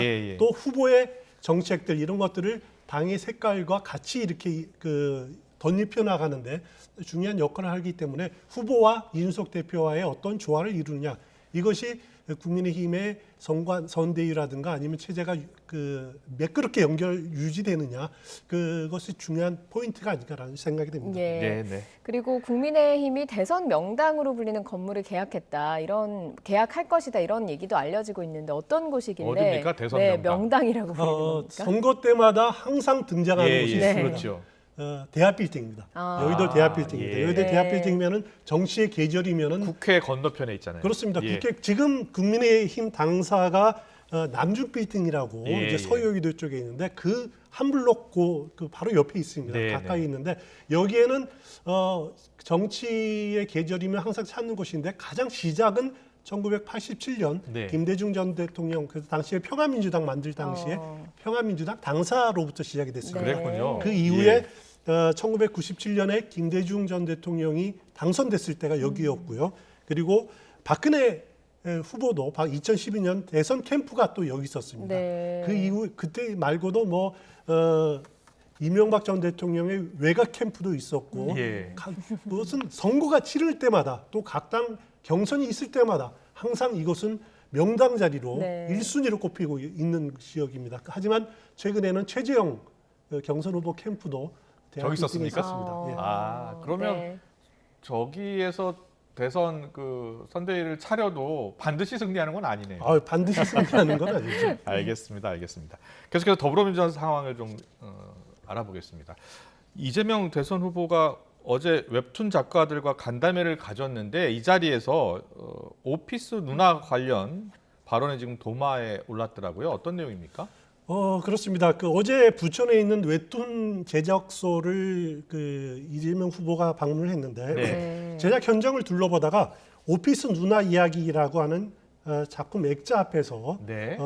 제목이 확 끄는데요. 이렇게 언급을 했습니다. 네. 그러니까 그 현장에 있던 업체 관계자가 예. 성인물은 아니다 이렇게 대답을 했다 그러는데 이런 발언이 알려지니까 국민의힘으로서는 왜 끌리느냐, 성 감수성이 지금 저급한 것 아니냐 이런 식으로 공격을 하고 있는 겁니다. 예. 이준석 대표도 이재명 후보에 대해 도덕성에 기댈 곳이 없다, 뭐 논평할 필요도 없다. 여기에 이제 김부선 씨까지도 가세해서 네. 옥수동 누나는 잊었냐, 뭐 이렇게 공격을 하니까 예. 이재명 후보는 선정성이 있는 것 아니냐 그 문제를 제기한 거지 다른 문제가 아니다. 저 확 끄는 대우가 선정성이 있는 게 아니냐라는 취지로 문제를 제기한 문제를 것이다. 제기한 이렇게 것이다. 해명을 예, 했군요. 이런 식으로 해명을 하고 있습니다. 네. 하지만 이제 이재명 후보가 최근 몇 가지 행보에 논란이 계속 생기지 않았습니까? 예. 로봇 뒤엎는 장면이라든가 네. 또 이 장면도 오해 살 수 있는 여지가 있는 것이죠. 예. 좀 어떻게 보면은 언행에 좀 신중할 필요는 있다 그런 생각은 듭니다. 예, 모두가 뭐 신중하게 지켜보고 있는 상황이니까요. 이재명 후보 오늘 여의도 한국거래소를 찾았더라고요. 어떤 의미가 담겨 있다고 봐야 됩니까? 한국거래소를 아마 이재명 후보가 본인 말로는 처음 방문했다고 그럽니다. 그렇습니까? 그리고 예.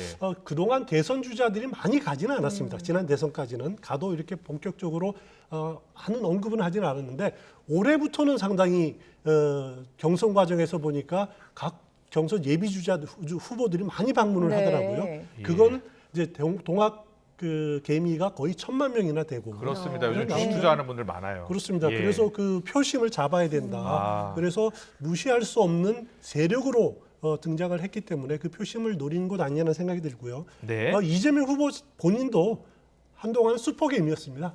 상당히 큰 손이었습니다. 네. 이재명 후보가 직접 그렇습니다. 주식 투자를 해서 돈을 많이 벌었습니까? 네, 1990년대 초반부터 예. 성남시장 줄곧 나름 본인 말로는 투자를 했다 그럽니다. 네. 그렇습니까? 규모가 예. 있게 투자를 했고 경기지사가 되면서 백지 신탁 때문에 주식을 강제로 팔았다. 예. 그러면서 본인은 IMF 때 굉장히 큰 게 손해를 받고 예. 그 이후에 장기 투자를 하면서 다시 회복을 했다. 네. 뭐 그런 표현을 했더라고요. 아. 오늘 혹시 공매도에 대한 언급이 있지 않느냐 예, 이것이 예. 가장 큰 관심이었을 텐데 그 부분을 직접적으로 언급하지는 않았습니다. 그렇군요. 공매도 때문에 동학개미들이 많은 손해를 보고 있어서 공매도 금지를 계속 요구하고 있는 내용인데 관련 발언은 없었던 것으로. 왜냐하면은 예.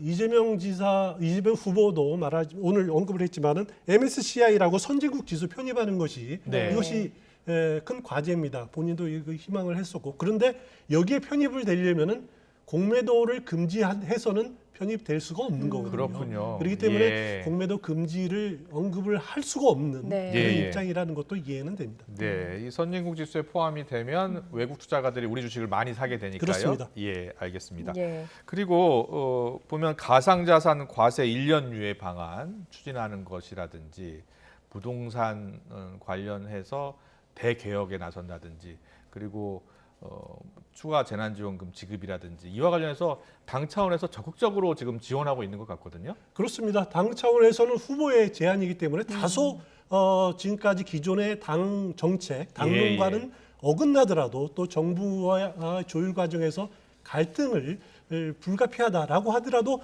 지금 단계에서는 후보 밀어줄 수밖에 없는 네. 거죠. 예. 당 차원에서 만약에 제동을 걸기 시작한다면은 시작부터 굉장히 불편한 관계가 될 겁니다. 그래서 그렇겠군요. 예. 속으로는 좀 불편한 구석도 있는 것은 좀 보여지는데 예. 그건 뭐 극복할 수밖에 없는 과제가 아닌가 싶습니다. 네. 그런데 내일 국민의힘 대선 후보가 선출이 되는데 마침 이재명 후보가 대구에 내일 간다고 하더라고요. 이 같은 날 대구에 가는 어떤 행보에도 의미가 담겨 있을 것 같거든요. 예, 이재명 후보 내일 대구 서문시장 그리고 경북대에서 강연을 합니다. 당장 국민의힘 후보가 선출되는 곳, 어떻게 보면 보수의 텃밭, 보수의 심장인 대구를 방문한다. 이거 자체가 어떻게 보면은 국민의힘의 대선 주자의 새로운 대선 주자에 쏠리는 관심을 좀 돌려보겠다라고 하는 의도도 당연히 있는 것 같고요. 또 관심은 그 보수의 심장이라는 대구에서 국민의힘 후보가 대선 후보가 선출되는 순간에 그 순간에 대구에 있을 텐데 과연 기자들의 질문에 뭐라고 코멘트를 할지 그것도 관심이 아닐 수 없습니다. 알겠습니다. 내일 이재명 지사의 발언도 주목해 봐야겠습니다. 추은 해설위원과 함께 정치권 이슈 짚어봤습니다. 잘 들었습니다. 고맙습니다.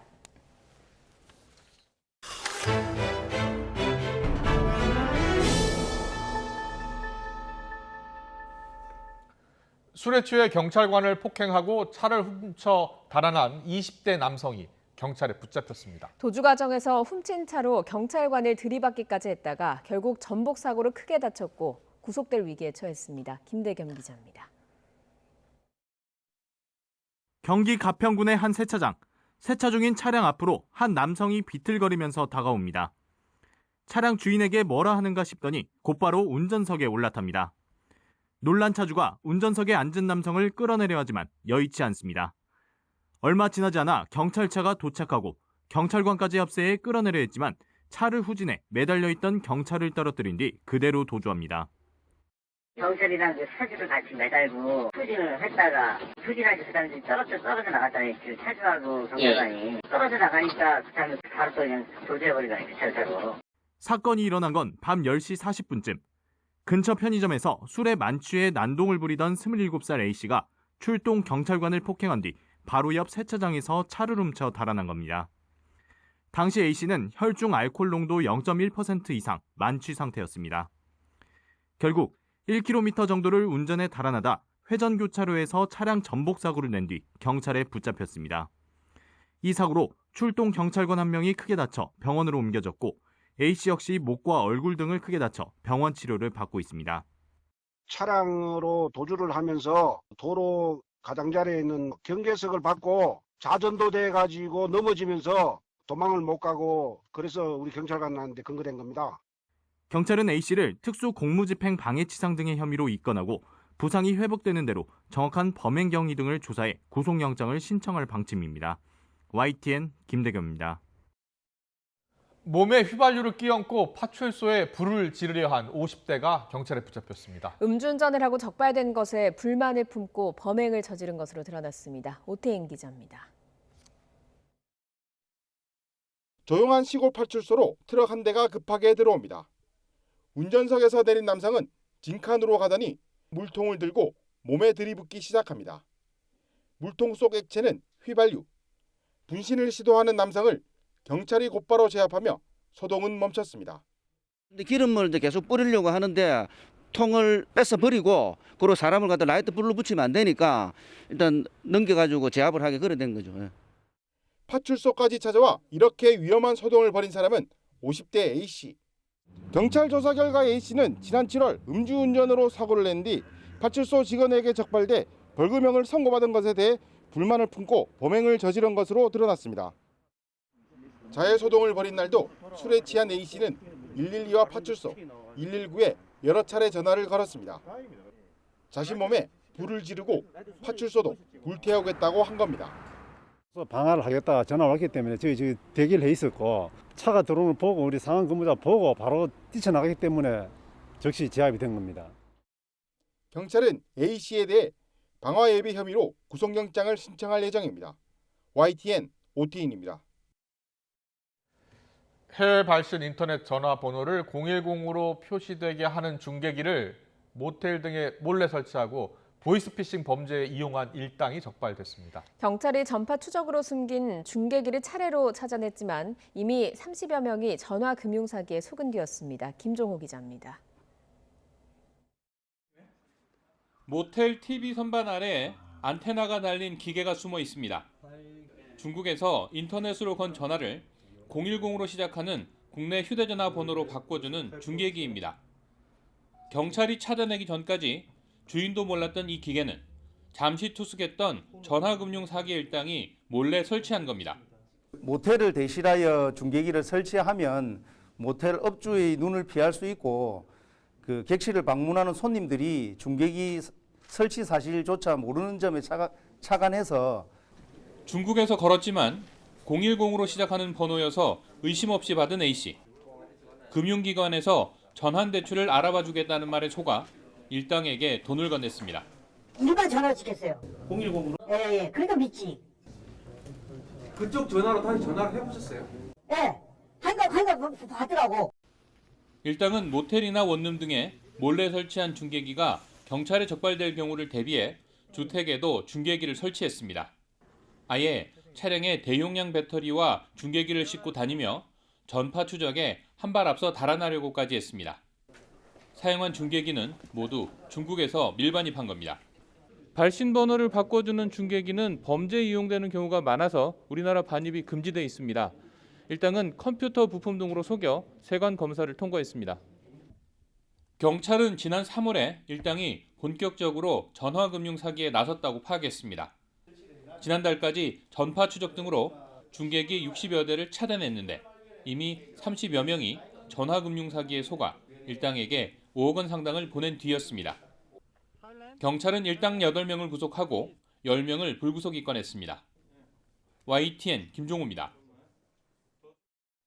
요소수 품귀 현상이 지속되면서 요소수를 많이 쓰는 화물차 운전자 등은 당장 다음 주부터 물류 대란이 일어날 수 있다는 우려를 나타내고 있습니다. 요소수 공급과 관련해서 이렇다 할 방안을 찾지 못하는 정부는 일단 사재기 행위를 차단하는 데 집중하고 있습니다. 홍민기 기자입니다. 인천의 한 시멘트 제조 공장. 요소수 공급 부족 사태에도 레미콘과 덤프트럭, 트레일러 등 중장비가 쉴 새 없이 드나듭니다. 하지만 이곳에서 레미콘을 운전하는 조영일 씨는 하루하루가 걱정입니다. 차에 남은 요소수는 70%. 앞으로 2주도 버티기 어려운 양입니다.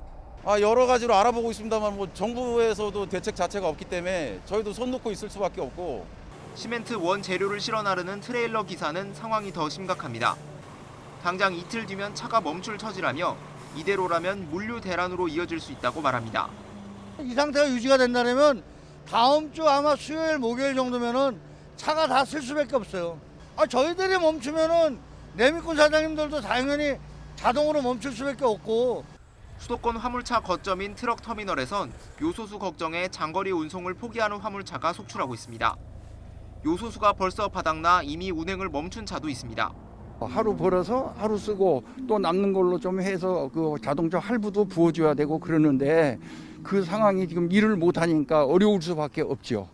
절실한 건 당연히 요소수 공급이지만 정부로서도 뾰족한 해법을 찾지 못하고 있습니다. 대신 긴급 조치로서 사재기 차단에 주력하고 있습니다. 환경부 중심으로 사재기 신고센터를 설치하고 공정위, 국세청, 관세청과 함께 합동 단속반을 구성해 엄정 대응해 나가기로 했습니다. 하지만 근본적인 해결이 아닌 만큼 요소수가 바닥을 드러낼수록 불안감은 더욱 고조될 전망입니다. YTN 홍민기입니다.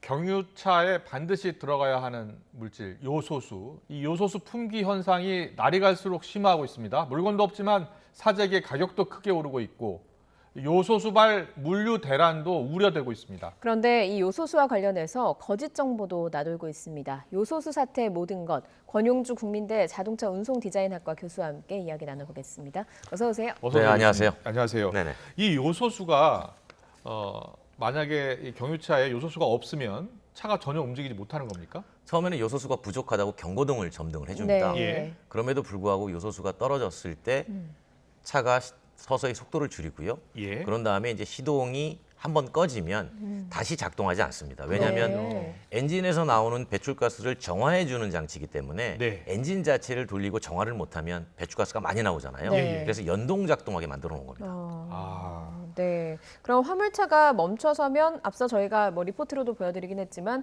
물류 대란이 올 수 있다 이런 우려가 사실이 될 가능성도 있습니까? 사실 물류 대란은 매우 협소적인 이야기고요. 당장 생활 대란이 올 수 있습니다. 생활 대란. 무슨 얘기냐면 청소용 차도 요소수를 써야 되고요. 예. 그다음에 쓰레기 수거용 차도 써야 되고요. 예. 그다음에 오물 수거용 차도 써야 됩니다. 심지어는 그 소방차, 네. 구급차 다 써야 됩니다. 그렇군요. 네, 그래서 지금 소방서들도 각 소방서별로 요소수 확보에 상당히 노력을 하는 걸로 제가 알고 있고요. 네네. 그러니까 디젤로 동력을 얻어야 되는 모든 곳에 이동수단에 요소수가 필요하다 이렇게 보시면 되니까 이건 물류대란을 넘어서 산업대란, 국가 비상망까지 중단될 수 있는 매우 심각한 일인 거죠. 그렇군요. 생활 대란까지 지금 우려되는 상황이다. 특히 소방차도 움직이지 않을 수 있으니까. 그렇죠. 소방차의 지금 한 70%는 요소수를 써야 되는 차입니다. 네. 알겠습니다. 그렇다면 이 품귀 현상이 나타난 이유가 있을 거예요. 뭐 중국의 수출 제한 때문이라고 하던데 맞습니까? 네, 정확하게는 사실 요소수가 부족한 게 아니라 요소수를 만드는 요소가 부족한 거죠. 네. 그렇군요. 네, 근데 이 요소를 중국에서 주로 수입을 하는데 네네. 중국이 검사 조치를 까다롭게 만들었어요. 최근에. 이 얘기는 언제 이 검사를 완료할지 모른다라는 얘기니까 그렇군요. 이거를 일종의 수입 제한 조치 아니냐. 수입 통과를 못하도록 그렇죠. 검사를 까다롭게 한다. 그렇죠. 근데 이제 중국이 주로 이 요소를 석탄을 통해서 만든단 말이죠. 예. 근데 중국도 이제 석탄이 부족하잖아요. 그러다 보니까 이제 말은 중국 국내의 요소 부족 사태 해결을 위해서 수출 검사를 까다롭게 한다라는 거지만 사실은 우리나라에서 가지고 오려고 하는 물량이 그렇게 많지가 않아요. 그러니까 퍼센테이지로 보면 중국의 의존도가 높지만 중국이 연간 500만 톤을 만드는데 지금 요청을 하는 건 한 2만 톤밖에 안 됩니다. 우리나라가 2만 톤 요청하고 있는데. 그렇죠. 그 정도는 중국이 충분히 줄 수 있는데 지금 주지 않는 걸 가지고 이게 무슨 다른 의도가 있는 거 아니냐라고 이제 충분히 해석하는 사람도 있긴 합니다. 다른 의도라고 하면 어떤 의도가 있다는 정치적인 뭐 여러 가지 의도가 있 있을 수도 있는 것 같다라고 이제 기업들은 지금 해석을 하고 있습니다. 그렇군요. 교수님이 잘 아실 것 같은데 지금 사재기가 어느 정도 심각한 상황입니까? 지금 사재기가 공장에서는 이미 10리터 소비자용 제품은 만들지 않고 있습니다. 그런데 1차 유통이 되고 2차 유통이 되고 소비자한테 가는 건데 지금 2차 유통 과정에서 대리점이나 공급을 하시는 분들이 많이 사재기 하는 걸로 그렇게 파악이 되고 있어서 지금 공장에서도 가급적 사재기를 하지 마라 라고 얘기를 하고 있지만 이제 2차까지는 통제가 안 되는 그런 상황인 거죠. 앞서서 중국에서 우리가 요구하는 양만큼 들여오지 못하기 때문이라고 얘기를 하셨는데 뭐 올해만 97% 정도를 중국에 의존했다라고 하더라고요. 네네. 그러면 다른 나라에서 수입을 하면 안 되는가 하는 생각도 들거든요. 다른 나라에서 수입을 하기 위해서 지금 러시아, 인도네시아, 말레이시아, 뭐 심지어 일본에까지 요청을 했는데요. 러시아에서는 이제 일부 물량을 가지고 오기로 결정을 했는데 그 전체 물량이 중국에서 가져오는 거에 비해서 상당히 부족합니다. 그러니까 다른 나라에서 열심히 수입을 해도 중국에서 가져오는 물량의 절반 조금 이상 넘거든요. 그럼 나머지는 여전히 부족하잖아요. 그거를 채울 수 있는 약간의 시간이 지금 필요한 거죠. 이 요소수 가격이 지금 10배, 15배까지 올랐다고 합니다. 그렇다면은 화물차 운전하시는 분들은 이거 운행을 해봤자 가격이 10배 이상 올라버리면 안 하는 게 낫잖아요. 그러니까 이제 보통 화물차 같은 경우는 대형으로 볼 때 기름을 많이 쓰니까 배출가스도 많이 나올 거 아니에요. 그러다 보니까 요소수도 많이 씁니다.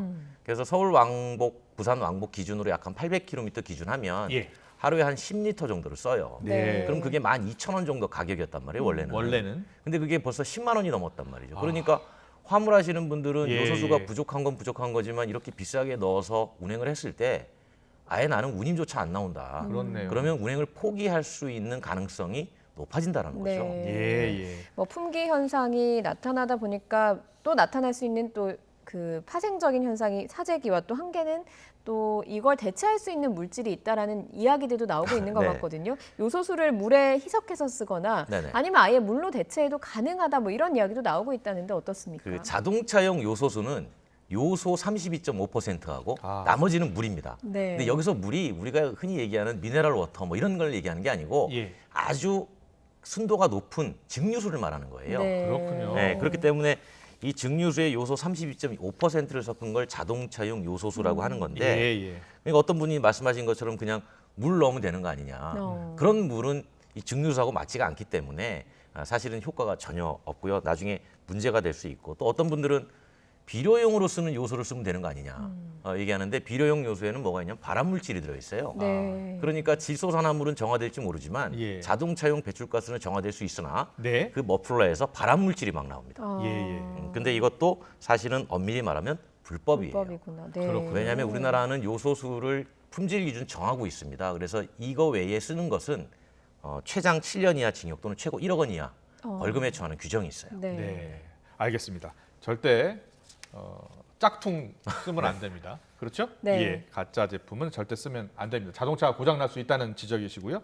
그리고 요소수 품귀 현상은 우리나라만 겪고 있다라는 이야기도 있던데 이게 사실입니까?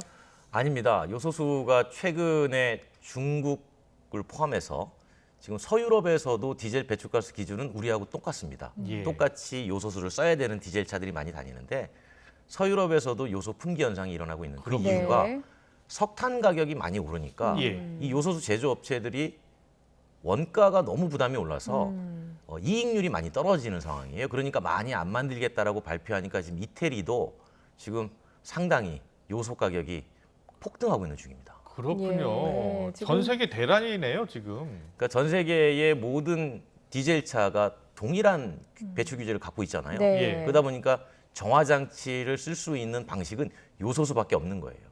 예. 그러다 보니까 동일한 문제들이 발생하고 있는 거죠. 네. 뭐 일반 승용차는 어때요? 요소수를 일반 승용차, 그러니까 경유 승용차도 사용하지 않습니까? 사용하죠. 근데 이제 사용량 자체가 화물차 대비 워낙 적기 때문에 한 10리터 정도 넣으면 한 1년에 한 13,000km 운행하는데 전혀 문제가 없는 거죠. 운행 거리가 짧기 때문에. 그렇죠. 왜냐하면 이제 디젤 연료를 얼마나 많이 쓰느냐가 곧 요소수를 많이 쓰냐 적게 쓰냐랑 정비례합니다. 그러니까 기름을 많이 쓰면 요소수도 많이 써요. 기름을 적게 쓰면 요소수도 적게 쓰고. 당장 급하진 않은 거군요. 그렇죠. 네. 예, 요소수를 소변으로 대체 가능하다는 인터넷 댓글도 있던데 절대 안 되겠죠?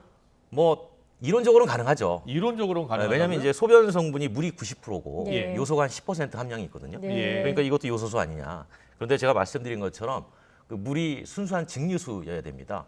그렇기 때문에 정화 효과가 크게 떨어지고요. 게다가 정화 장치가 자칫 고장 날 수가 있어서 이건 좀 잘못된 사실이다라고. 잘못된 정보. 지금 저희가 화면으로 보여드리고 있는데 IMF 당시에 금모으기 운동을 했던 것처럼 소변 모으기 운동이라도 해야 되는 건 아니냐 이런 인터넷 댓글이 나오고 있다라고. 그러니까 고장 날 수 있죠. 이런 거죠. 소변에서 요소를 추출하는 거는 충분히 생각해 볼 수 있죠. 그렇게 추출한 요소를 가지고 증류수하고 섞어서 쓰면은 충분히 만들어낼 수는 있겠죠. 예. 지금 심각한 상황입니다. 저렇게 사용하면 안 될 것 같고요. 정부는 산업용 요소수를 지금 차량용으로 바꿀 수 있는지 기술 검토에 들어갔다고 하거든요. 가능하겠습니까? 그게 왜 그러냐면 산업용은 요소 함량이 40.8%입니다. 40.8%. 그러니까 자동차용은 32.5%인데 산업용은 요소 함량이 좀 더 높잖아요. 근데 그 높은 것이 실제로 자동차에 적용이 됐을 때 배출가스 정화율이 얼마나 높으냐. 지금과 같은 완벽하게 90% 이상 배출물질을 제거할 수 있느냐 이 실험을 한번 해보겠다는 겁니다. 그런 다음에 어느 정도 정화가 되더라라고 하면 산업용을 자동차에 쓰게 하는데 근데 이게 근본적인 대책은 아니잖아요. 그러면 산업용이 주로 어디냐? 디젤 발전소와 그다음에 선박용입니다. 그러면 선박은 덜 쓰게 되겠죠? 선박이 부족해지죠. 그렇겠네요. 그럼 선박 운행이 또 정지가 되니까 돌려막기가 되니까 이건 아랫돌 빼서 윗돌에 넣는다. 이제 그런 지금 당장의 땜질 처방밖에 안 되는 거죠. 어쨌든 이 요소수라고 하는 게 배출가스를 좀 적게 나오게 하는 그런 장치다 보니까 정화 장치 작동을 강제로 멈추면 뭐 연동돼 있다고 말씀을 하셨지만 그러면 이렇게 최악의 물류 상황까지 가는 상황은 막을 수 있지 않겠느냐라는 이야기도 일각에서 나오긴 하거든요. 이건 고시를 변경해서 기준을 완화시켜서 할 수는 있습니다. 정화 장치 프로그램을 바꾼다는 겁니까? 꺼버리는 거죠. 꺼버린다. 이건 뭐 환경 오염이 되더라도 그렇죠. 기술적으로는 끌 수 있습니다. 그런데 이제 나중에 기술적으로 껐을 때 나중에 다시 켤 수 있잖아요. 그때 문제가 생겼을 때 수리하게 되면 그 비용은 누가 보상할 것인가. 이제 그런 문제가 남고요. 이거는 사실은 산업대 환경의 팽팽한 정치 논리가 그때부터는 지배를 하게 됩니다. 환경을 그래도 지켜야 된다라는 논리와 생활 불편은 막아야 되지 않나라는 산업의 논리가 충돌하게 되죠. 이거는 이때부터는 이제 행정의 영역이 아니고 정치 영역으로 넘어가 버립니다.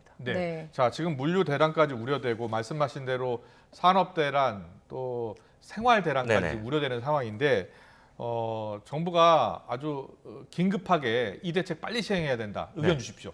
일단 외교적으로 고위급에서 2만 톤 정도는 지금 중국에서 빨리 수입을 해와야 됩니다. 외교적으로 일단 2만 톤을 긴급 수입하자. 네, 그런 다음에 우리가 시간을 벌 수 있잖아요. 네. 그 사이에 공급선 다변화해서 물량을 늘려가면 돼요. 네. 그럼 이 대란은 막을 수 있습니다. 네. 그래서 기업들이 요청하는 것도 기업이 할 수 있는 건 다 했다. 정부에서 외교 통로로 제발 이 문제를 해결해 달라라고 이제 요청을 하고 있는 상황입니다. 네, 알겠습니다. 지금이라도 정부가 서둘러서 외교적으로 이 문제 빨리 풀어야겠습니다. 지금까지 권영주 국민대 자동차 운송 디자인학과 교수님과 이야기 나눠봤습니다. 잘 들었습니다. 고맙습니다.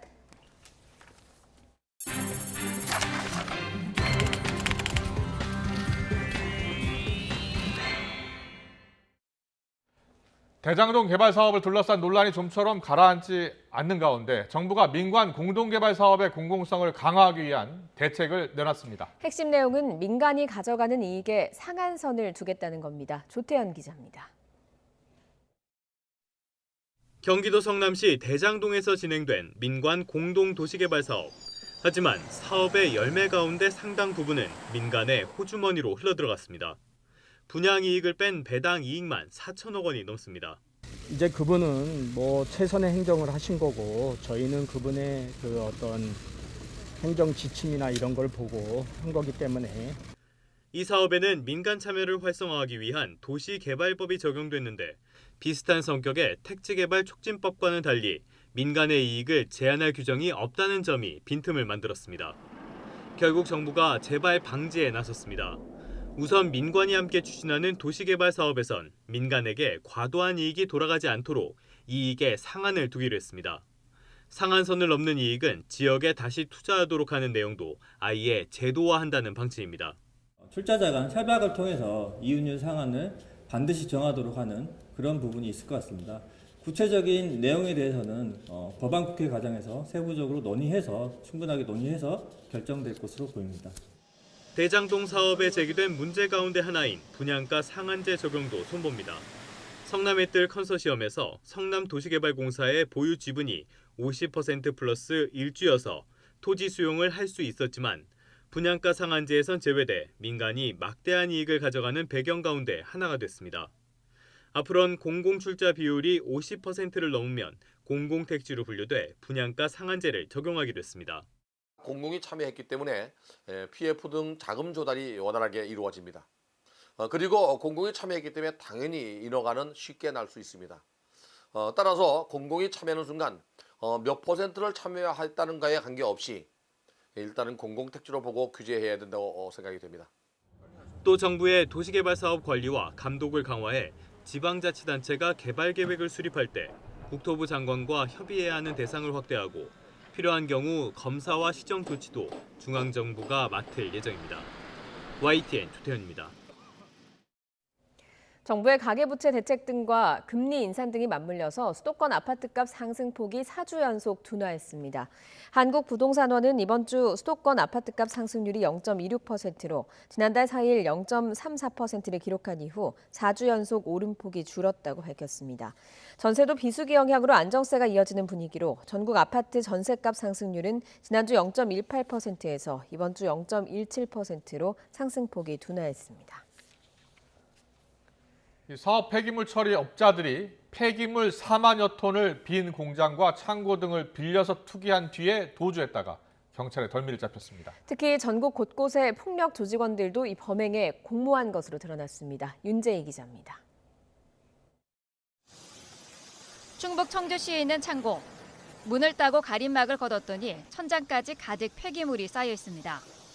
언뜻 봐도 성인 남성 키의 2배가 훌쩍 넘는 높이입니다.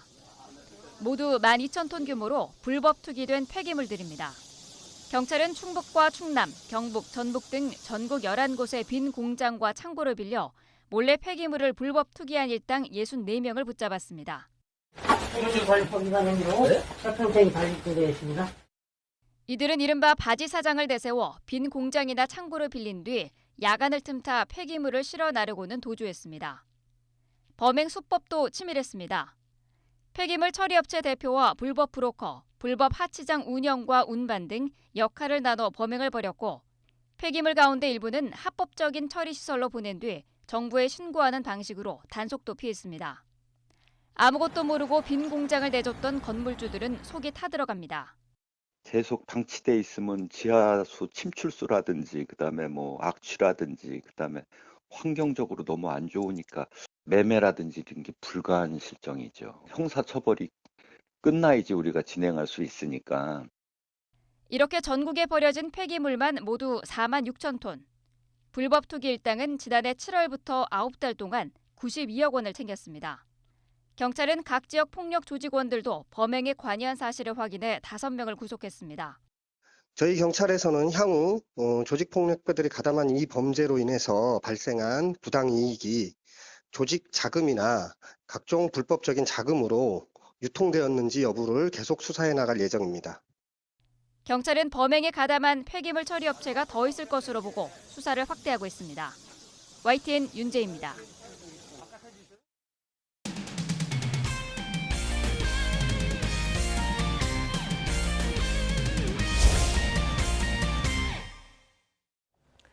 잠실 라이벌 두산과 LG가 잠실 뒤 가을 야구에서 격돌합니다. 플레이오프행 티켓을 두고 3전 2선승제로 뜨거운 승부를 펼칠 것으로 보입니다. 취재기자 연결합니다. 신윤정 기자. 네, 스포츠부입니다. 네, 오늘 경기 양팀 모두 심기일전하고 있겠군요.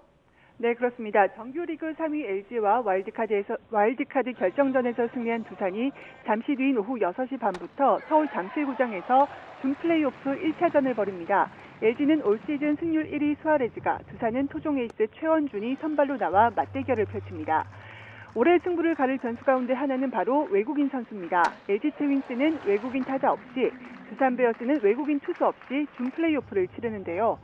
두산은 최다 탈삼진 기록을 쓴 에이스 미란다가 어깨 통증으로 출전이 어려운 데다 로켓도 팔꿈치 수술을 위해 미국으로 떠난 상황입니다. 반면 LG는 승률 1위 수아레즈와 켈리까지 원투펀치가 건재하지만 유격수 오지환의 부상 악재가 생겼습니다. 역대 가을 야구 맞대결에서는 두산이 3승 2패로 앞서 있고 올 시즌 정규리그 전적에서도 두산이 7승 3무 6패로 근소하게 우위를 지켰습니다. 또 올 초 LG에서 두산으로 트레이드된 양석환 더비로도 불릴 만큼 양석환 선수의 활약에도 관심이 쏠리고 있는데요. 양 선수는 두산으로 이적한 뒤 팀 내 최다인 홈런 28개를 몰아치며 두산을 가을 야구로 이끌 정도로 무서운 성장세를 보여줬습니다. 양 선수와 LG 류지현 감독의 말을 잠시 들어보겠습니다. 작년에 포스트 시즌에 한 타석도 못 나가서 좀 저 스스로에게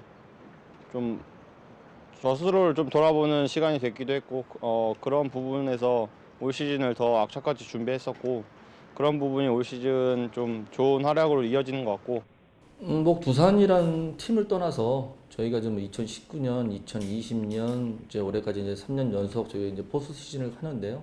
우리 선수들은 이제 경험이 좀 있기 때문에 뭐 좋은 경기 하지 않을까 어떤 그런 기대를 하고 있습니다. 네, 단계적 일상 회복이 시작되면서 야구장에서 치맥이 허용됐는데요. 육성 응원은 금지된다고요? 네, 그렇습니다. 그제 서울 잠실구장에서 열린 와일드카드 결정전 2차전부터 육성 응원 재발 방지 대책이 마련됐는데요. 한국야구위원회는 홈런이나 적시타 등이 나올 때 응원가를 틀지 않고 선수 이름을 외칠 때도 박수로 대체 응원을 펼치기로 했습니다. 또 육성 응원이 지속될 경우 경기가 중단될 수 있다는 경고 메시지를 장내 방송과 전광판을 통해 알리기로 했는데요. 이를 두고 치맥은 허용하면서 함성은 금지하는 것이 현실성 없는 게 아니냐는 지적이 나오고 있습니다. 마스크를 벗는 단계적 일상 회복 2단계가 다음 달 중순에나 시작되기 때문에 11월 가을 야구가 끝날 때까지 이 같은 방역 지침을 둘러싼 현장에서의 혼란은 계속될 전망입니다. 지금까지 스포츠부에서 YTN 신윤정입니다. 프로축구 전통의 명가 FC 서울이 후반 20여 분 만에 4골을 퍼부으면서 4대3 짜릿한 역전승을 거뒀습니다. 하위권을 맴돌던 서울이 부활의 신호탄을 쏜 걸까요? 조은지 기자가 전해드립니다. 꼴찌 광주에 0대3으로 두들겨 맞던 FC 서울. 2부 강등이 코앞에 닥친 절체절명의 순간 믿기 힘든 드라마가 시작됩니다. 상대 알렉스의 자책골을 시작으로 팔로세비치의 추가 득점까지 흐름을 타더니 만 18살 겁없는 막내 강성진이 기어코 동점을 만들어냅니다. 고3 준프로 신분 강성진의 K리그 데뷔골. 마무리는 서울에서만 16시즌을 뛴 원클럽맨 고요한이 책임집니다. 고요한은 후반 42분 화끈한 왼발 슈팅으로 서울의 4대3 대역전승에 마침표를 찍었습니다. 지면은 저희가 강등될 거라는 마음가짐으로 경기를 임하자 했었는데 이렇게 승리를 가져올 수 있어서 정말 기쁘고요. 남은 경기도 좋은 승점 3점을 가져올 수 있는 경기를 할 수 있도록 잘 준비하겠습니다. 벼랑 끝 승부에서 이긴 서울은 시끌벅적한 뒤풀이도 했습니다. 시즌 초 신인 박진섭 감독과 호기롭게 출발한 B클럽은 기성용과 박주영, 지동원 등 포화 선수단의 엇박자 속에 내내 하위권을 맴돌았습니다. 감독과 단장을 바꾸는 극약 처방에 두 달 전 지휘봉을 잡은 안익수 감독은 이후 8경기 단 1패로 겨우 숨통을 틔웠습니다. 이제 시즌 종료까지 딱 3경기, 짜릿한 명승부로 자신감을 충전한 서울은 일부 잔류는 물론이고 새 시즌 희망까지 쏘겠다는 각오입니다. YTN 조은지입니다.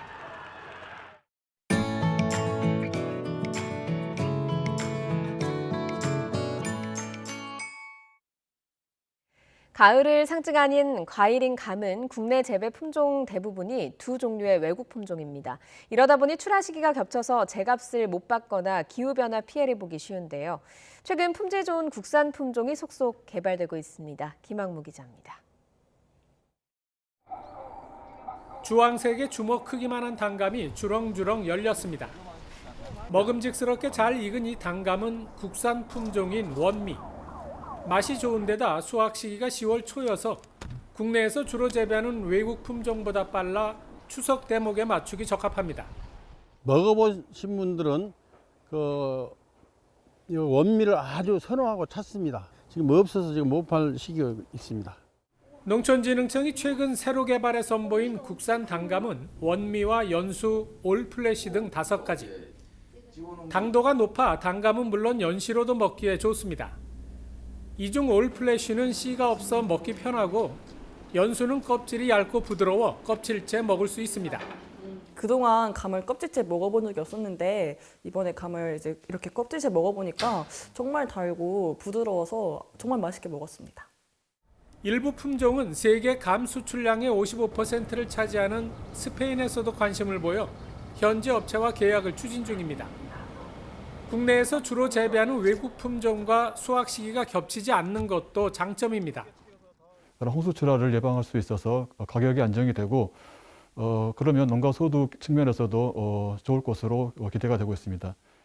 현재 국내에서 재배하는 국산 단감의 재배 면적은 전체 단감 재배 면적의 5%. 농촌진흥청은 이번에 개발한 5개 품종 등 국산 11개 품종의 재배 면적을 늘리고 수출도 모색할 방침입니다. YTN 김학무입니다. 농촌진흥청과 경북 경주시가 국산 안평별을 경주 지역 특화쌀로 선정했습니다. 농진청과 경주시는 최근 몇 년 동안 잦은 비와 태풍으로 벼 재배 농가가 어려움을 겪자 경주 지역에서 현장 실증 시험을 통해 재배 안정성과 우수한 품질을 인정받은 안평별을 지역 우수 품종으로 선정해 재배 면적을 늘리기로 했습니다.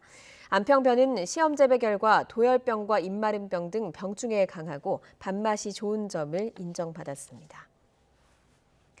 올해 농촌진흥청이 추진한 농업과학기술 연구개발 사업 성과 5건이 국가연구개발 우수성과 100선에 선정됐습니다. 농진청의 연구개발 사업 성과 5건은 생명 해양 분야로 이 가운데 과수에만 농약 살포가 가능한 지능형 로봇 방제기 개발과 항노화 식품자원의 발굴과 산업화 기술은 세계 최초라는 성과를 인정받았습니다. 이 밖에 밀사계 건강기능식품 소재 원천 기술 개발과 수요자 참여형 벼 품종 개발과 사업화, 아프리카 토착 소의 유전체 진화 규명 등이 선정됐습니다. 내일은 예년 기온을 웃도는 온화한 가을 날씨를 보이겠습니다. 하늘도 맑아서 늦가을의 정취를 느끼기 좋겠고요. 내일 서울 아침 기온 10도로 다소 쌀쌀하겠지만 낮 기온은 20도까지 오르면서 오늘보다 4도가량 높겠습니다. 내일도 대체로 청명한 가을 하늘이 펼쳐지겠습니다. 다만 수도권과 충청은 미세먼지 농도가 종일 나쁨 수준을 보이겠고 영서와 일부 남부지방은 오전 한때 대기질이 탁해지겠습니다. 내일 아침 기온 오늘보다 조금 높겠습니다. 내일 서울 아침 기온 10도, 광주는 9도가 예상되고요. 낮 기온도 오늘보다 1에서 4도가량 높겠습니다. 내일 낮 기온 서울 20도, 대전과 부산은 21도가 예상됩니다. 이번 주말 남해안과 제주도를 시작으로 월요일에는 전국에 한 차례 비가 내리겠고요. 이후 기온이 크게 떨어지면서 날씨가 급격하게 추워질 전망입니다. 지금까지 날씨 정보였습니다. 이어서 저녁 종합 뉴스 이브닝 뉴스가 방송됩니다. 시청해주신 여러분 고맙습니다.